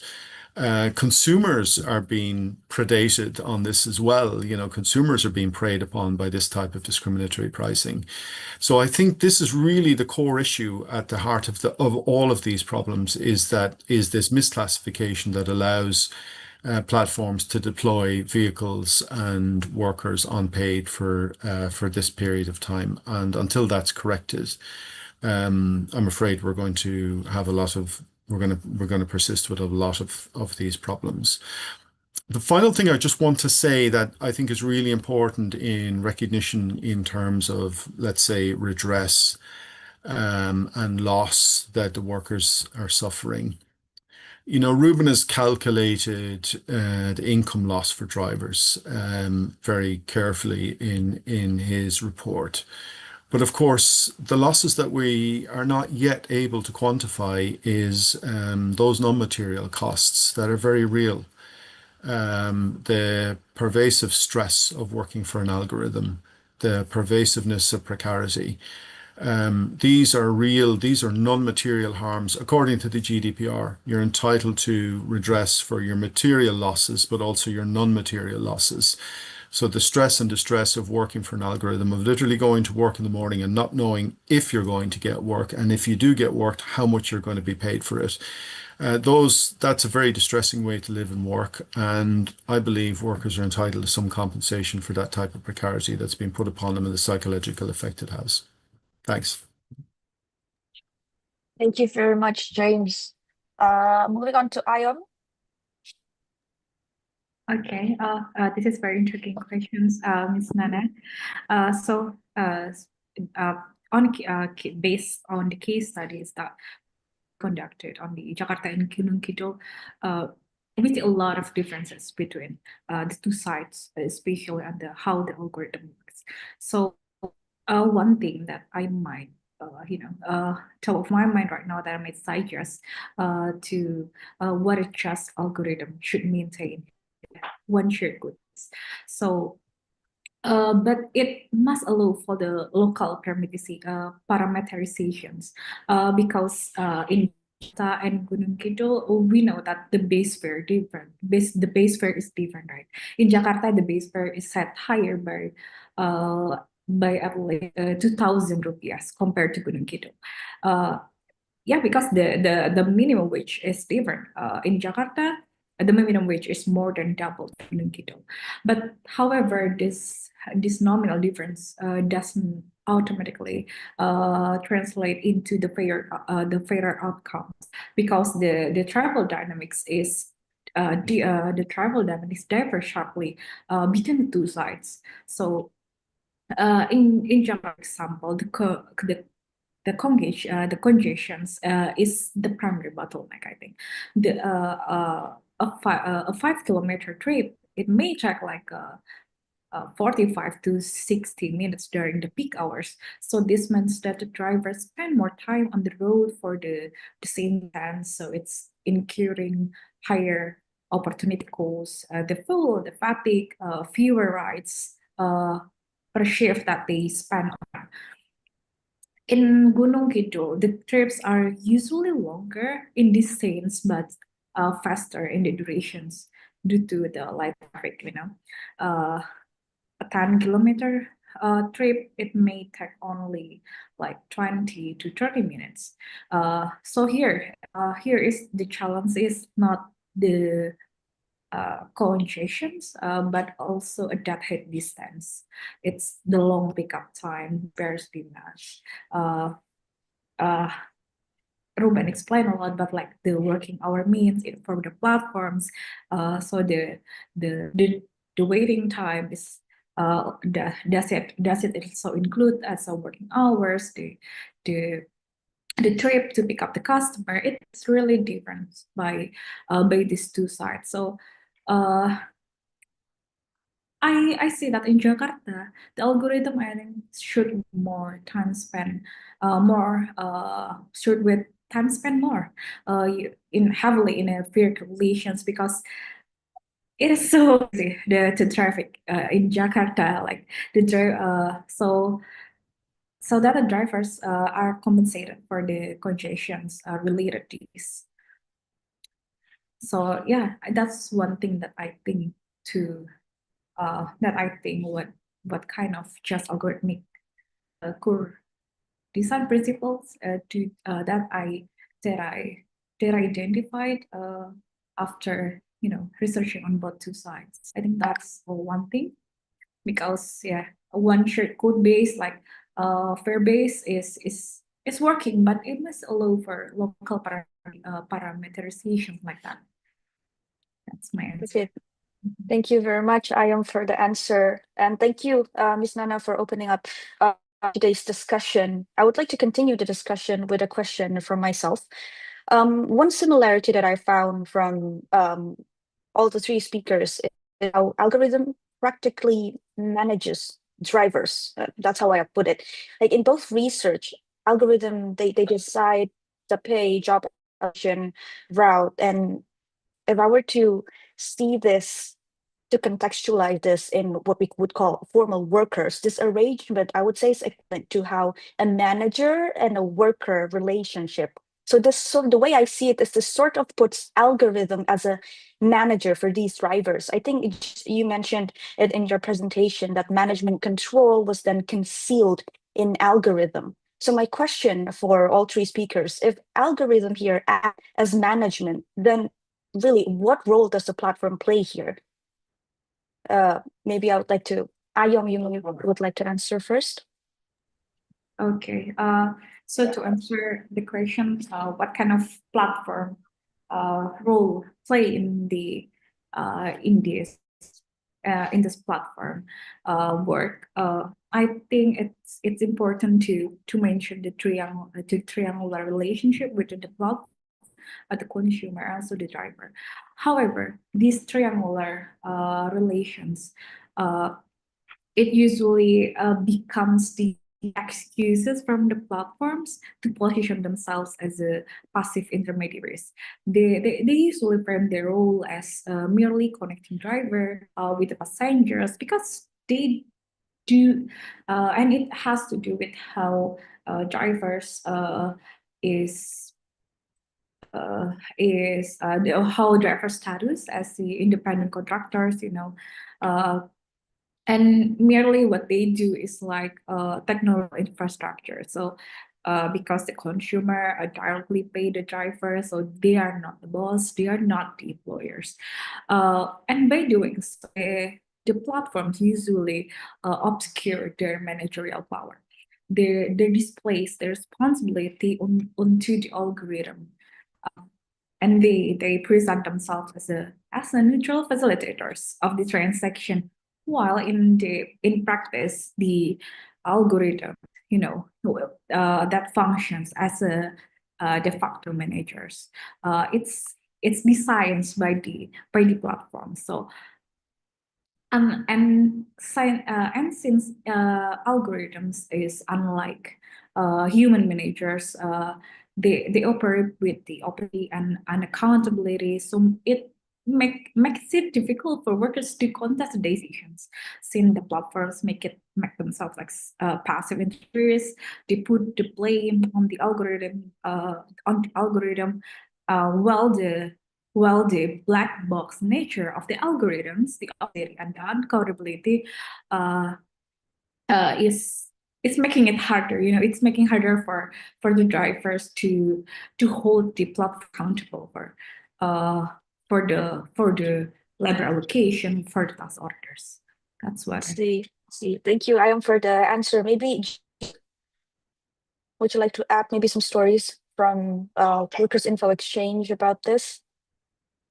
If algorithm acts as management, then really what does the platform play? What role does the platform play here? Yeah, I think it's very important for us not to ever fall into the trap that the algorithm is somehow a third party or it's somehow separate from management. It is management. It's an expression of management. It's an instruction from management, and management must be responsible for it. The game they play is, like Uber would take action based on what it called were community guidelines. Well, there's no community. They're not a curator. They're managers operating a business, and we're workers working for those managers. And the algorithms are management instructions that come from management, and they must be responsible for them. And we must see it in that way. And maybe 20, 30 years ago, when we first started seeing email in business and corporate life, we might have had the same kind of disembodied experience, that instead of your manager physically talking to you, now you got an email instruction from your manager too. It must have felt strange at the same time. But, that's all that's happening here, is that this is management instruction. But I think it's also causing disruption inside the house as well, inside the companies, because these companies are becoming hollowed out inside. And it's quite interesting what happens when you start knocking on the door and seeing what the response is. So one funny story I can think of recently is a food delivery worker in Belfast. He undertook a delivery for Uber Eats, and he went outside and got on his scooter, and he couldn't deactivate the immobilizer on the bike. So he just physically couldn't move it. It was locked up. And so he brought the food back into McDonald's and returned it. And then he messaged Uber in the app to say that he had difficulties with his motorcycle. He couldn't make the delivery, and he had returned the food. And he began to get instructions from the bot, from this Uber app, presenting itself as a real person, advising him that in order to get his immobilizer on his motorbike released, that he should power down his phone and power it up again and see if that worked. I mean, obviously ridiculous. But this is what happens when you start taking instructions from bots that are algorithmically driven. Another example is a driver who wasn't getting work dispatched, and he could sense that there was something wrong. There might have been some kind of hold on his account. He found himself having a nonsensical conversation with a bot presenting as a real human being in customer support. And in order to override that and speak to a real human being, he threatened suicide. And then, of course, he did get a human response, but they suspended him, and he had to go, and he reported them to the regulator, and he had to go to the doctor and, get certified that he wasn't indeed suicidal. He just wanted to override a bot to speak to a real person. But I think this is the experience we see in workers trying to deal with management, but also with management trying to program. Management doesn't really work always very effectively, because you've got hollowed out companies that are now do not have the capacity to properly engage with their workforce, and relying on automated tools that don't really work very well. But that's where we're at. But let's be clear, the workers are the workers, the managers are the managers, and they can send instruction either directly, or they can send us an email, or they can send instruction via algorithm. It's all the same thing. It's all management instruction. Thank you. Thank you, James. Ruben? Yeah, fantastic question, and fantastic set of answers. I think it has been a strategy of of platforms like this to pretend that they are just connecting participants in a marketplace, a free market where customers, drivers, sometimes they might switch position. People connect to this marketplace and then figure out between them on a peer-to-peer basis how to, what kinds of deals they want to do. And that is somewhat true for some platforms that think about things like eBay, right? They take a fixed percentage. So even there's probably quite a lot of control. But when it comes to food delivery platforms or sort of mobility platforms, it's so clear that is not what's going on. It's not that they are just creating a marketplace for laborers and customers. They are very much controlling so many aspects of how that works. And yeah, I think that if it were just a platform and the algorithm was just one one competing way of matching people, then I think the competition would between extractive algorithms such as those of Uber that are designed to maximize Uber's profits would clearly lose against those that have the interests of drivers and customers in mind.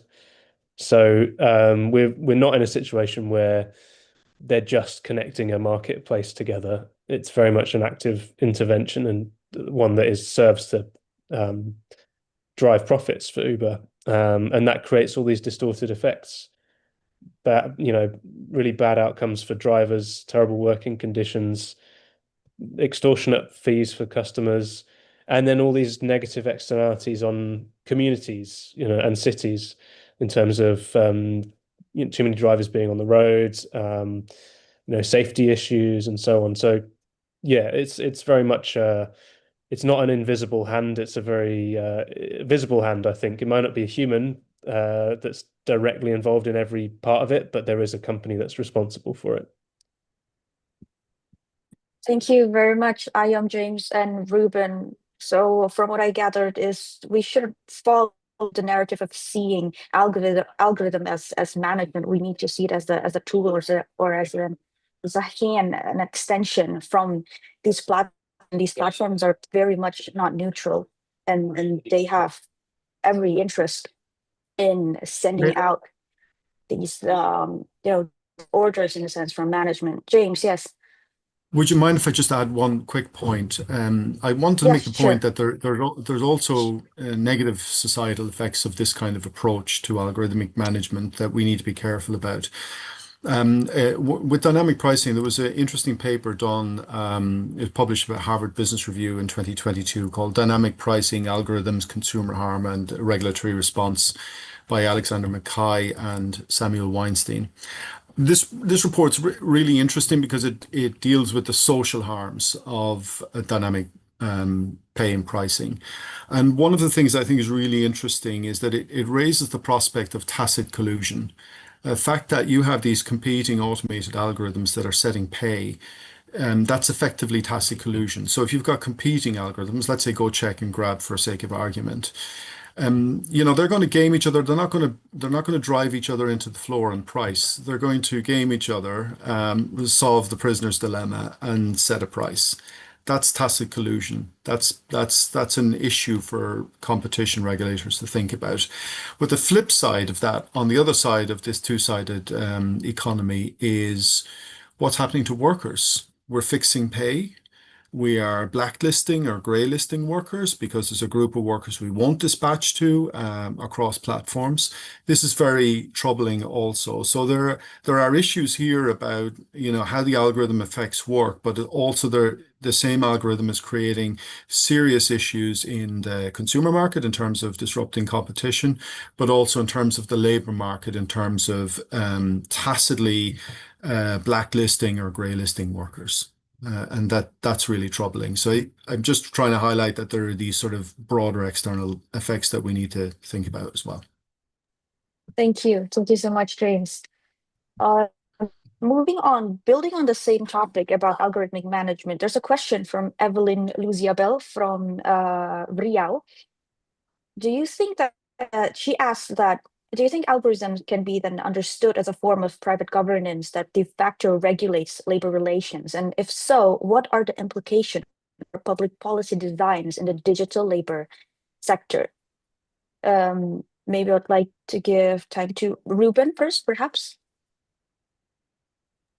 Sure, that's a really good question, and I'm probably not best placed, but as far as I understand the term private governance, that yes, that seems like it would apply here.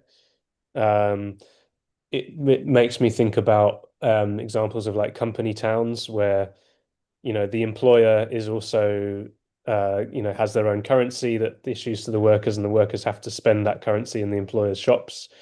You get some of these kinds of things creeping in with some of these gig work platforms where you actually, you lease your car through a scheme that the platform has created for you. So these forms of dependence, where there's a private governance infrastructure that is seeping into other areas of workers' lives. I don't know what the solution is, but yeah, I think generally we consider those kinds of models to be unfair, unjust, attempts to sidestep the infrastructure of law that we have in place to protect people. So yeah, I don't know what the answer is, but yeah, that seems like an accurate description from what limited understanding I have of that term. Thank you, Ruben. Maybe I'll move to James. Yeah, and in the case of Uber, if you look at their proxy report from last year, you can see that executive compensation for the CEO and the director of HR was to push through this model of independent contractor plus, this idea of and a model of engagement of workers as independent contractors plus some fringe benefits. That is a new model. This is a new contract, a new covenant with workers. It's something that doesn't exist really in the world, where this company is, as the single largest employer in the world, is trying to shove through a new model to upend what we know as employment. And employment rights are human rights.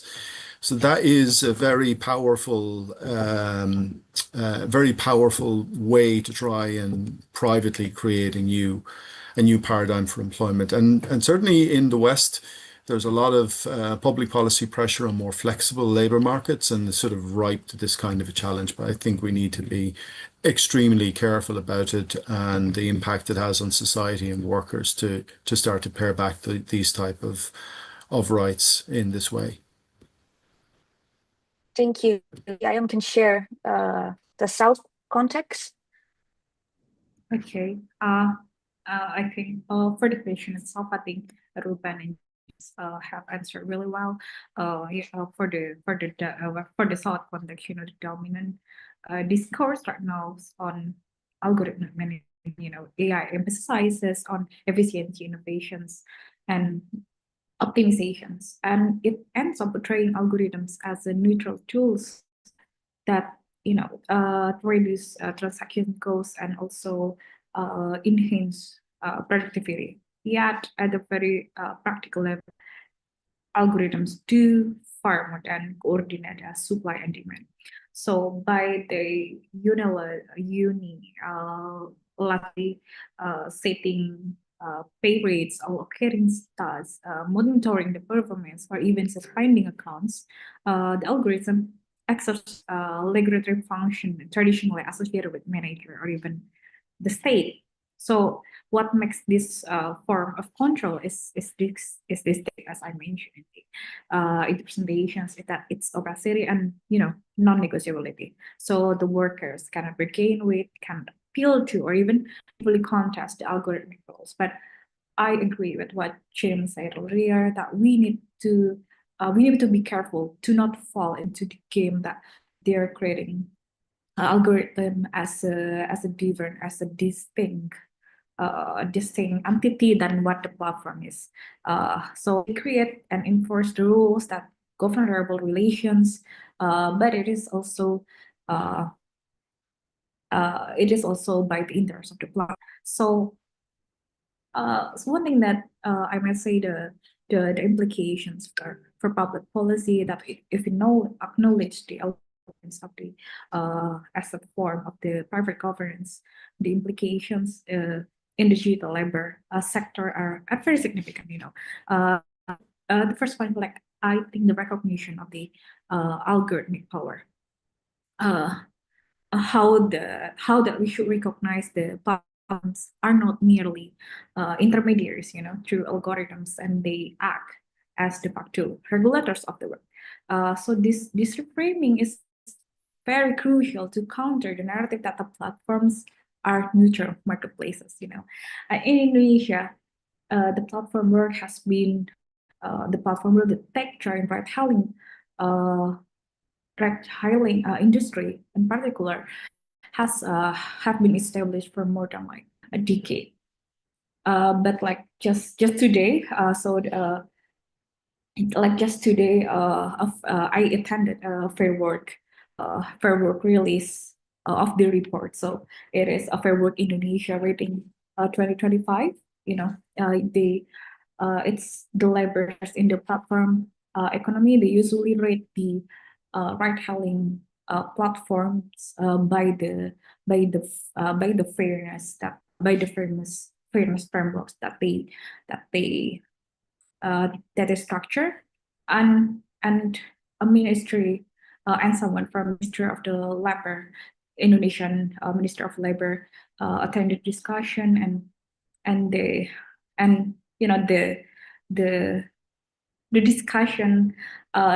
discussions between the drivers and the Ministry of the Labor usually goes around how the independent contractors status in Indonesia, and it's still hard for the policymaker to recognize that the platforms are not merely intermediaries, because they still fall for the triangular relationship where the customer immediately pay the drivers.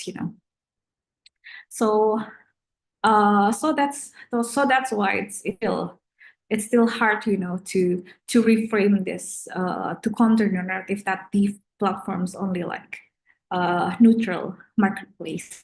Yeah, that's one thing that is going to be significant for the policymaker. So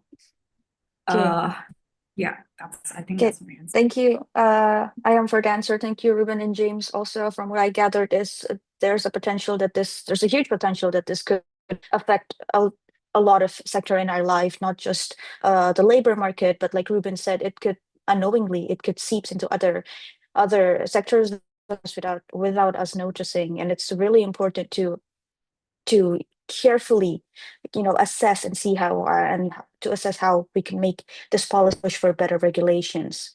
One last question for today is from Febri Arif Saputra from the University of Yogyakarta. Febri asked that besides pushing for better government regulations, what other forms of intervention, for example, he cited initiatives from labor unions or driver communities, have proven effective in building a fairer and more transparent ride-hailing work ecosystem? I think James, so we could start with James.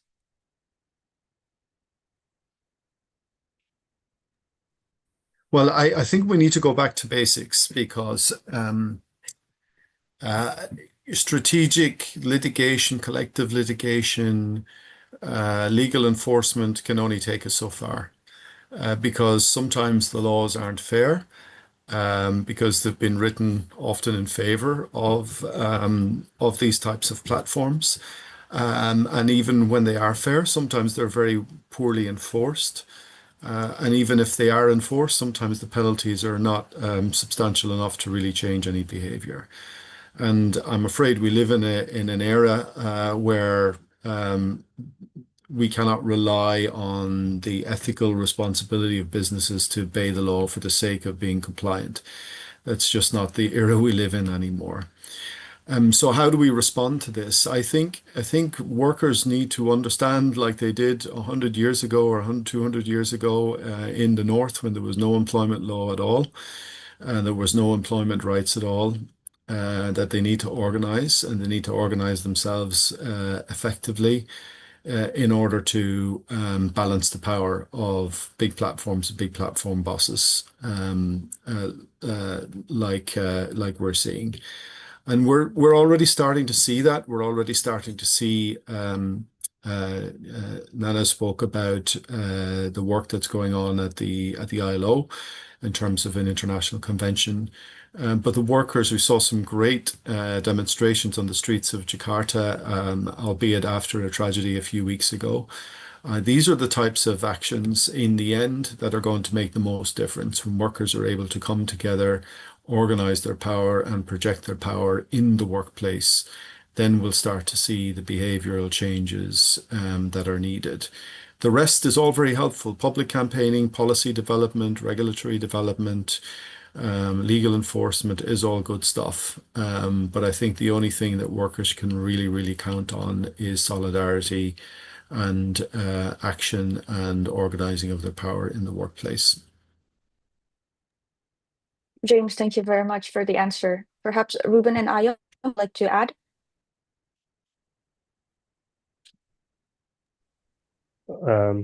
Yeah, quickly. I suppose something I'm interested in. I won't say what's effective from experience, because I think James has more experience to draw on from there. But things I'm interested in, excited about as potential is workers organizing together and using data, using AI in that process. So being able to be quite smart about how they collaborate around refusing low offers. That's something that happens already informally. There are, agreements not to go below certain pounds per hour. There could be a lot more that AI and data could help workers with to do that, to plot and to strategize around that kind of thing. So I'm excited about that, AI in the hands of the workers to help them be really effective in that kind of action. Thank you, Ruben. Ayom, would you add? Okay. So I will answer quickly. Miss Nan actually has a lot more understanding and also can answer it well, because she is also the advisor of the Online Driver Associations Indonesia. So she works closely with the drivers union. But one thing that I remember is even the fare base that is regulated by the policy is also a part of the drivers union initiative. They protest. They ask for a minimum wage. Because in the earlier deployment of the platforms, they don't set the minimum price for every kilometer. And recently, there are few of the drivers protests. In Indonesia, there is a unions. The reason one is the religious holidays allowance or TER. In Indonesia, we have in 8 usually workers receive religious holiday allowance, but since drivers are not considered as a workers, but independent contractors, so they didn't receive it. They didn't usually receive it, but since it has been becoming more intense. The conversations between that have become more intense, and just this last the religious holiday allowance, it's given to the drivers, not all, but it's it still proves the strength of the unions of the drivers initiatives and neighborhood based communities. I think that's what I can answer. Thank you for the answer. From what I gather is there are many ways that we can many initiatives that drivers could take and for uniting workers, and then campaigns and advocating. And also an interesting one that Ruben added was how it's also important to explore possibilities of using AI tools and then collaborating perhaps with researchers and academics to help create research like the ones we're discussing today to help workers build power. Thank you very much, everyone, for the amazing answers from Ayom, Ruben, and James. Unfortunately, due to limited time, we cannot answer all the questions that has been coming through from the participants. We, for the audience's understanding for this inconvenience. I really do hope that we can continue this discussion later on, but unfortunately, we have here today. Now that we are nearing the end of our event, on behalf of CFDS Universitas Gadjah Mada, I would like to extend my heartfelt thank you to our speakers today, to Ms. Ayam, Mr. Ruben, and Mr. James, and of course also to Ms. Nana for the thought-provoking and deeply insightful discussion. And also to Ms. Maria earlier for the brief yet inspirational explanation on AI Accountability Initiative. This really has been it's really truly inspiring to witness a dialogue so rich and with critical reflections and constructive ideas. I'm sure your contributions here have sparked important conversations that hopefully, and I'm sure, will resonate beyond this session.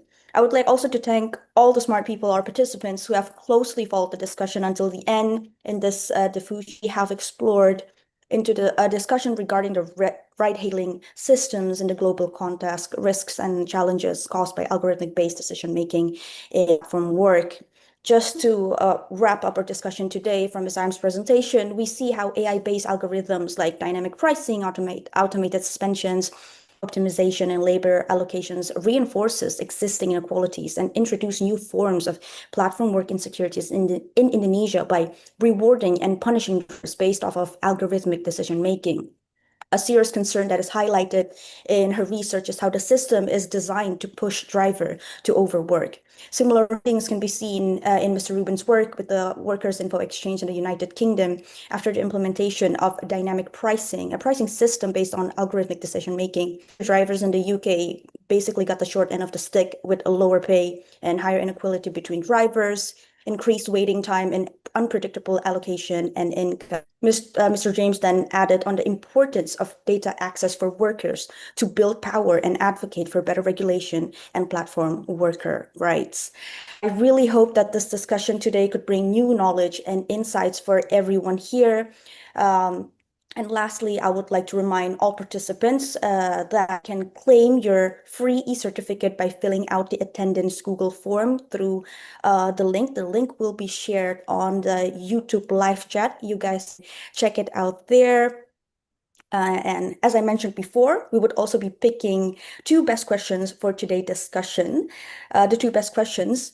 Congratulations to Febri Arif Saputra from Yogyakarta National University and Evelyn Luziabel from Riau.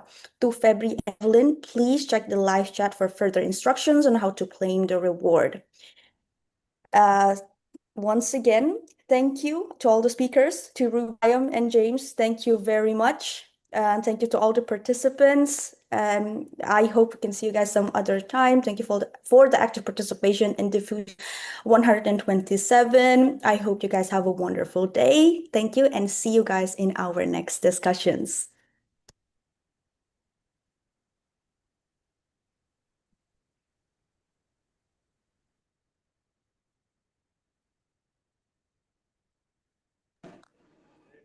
All right.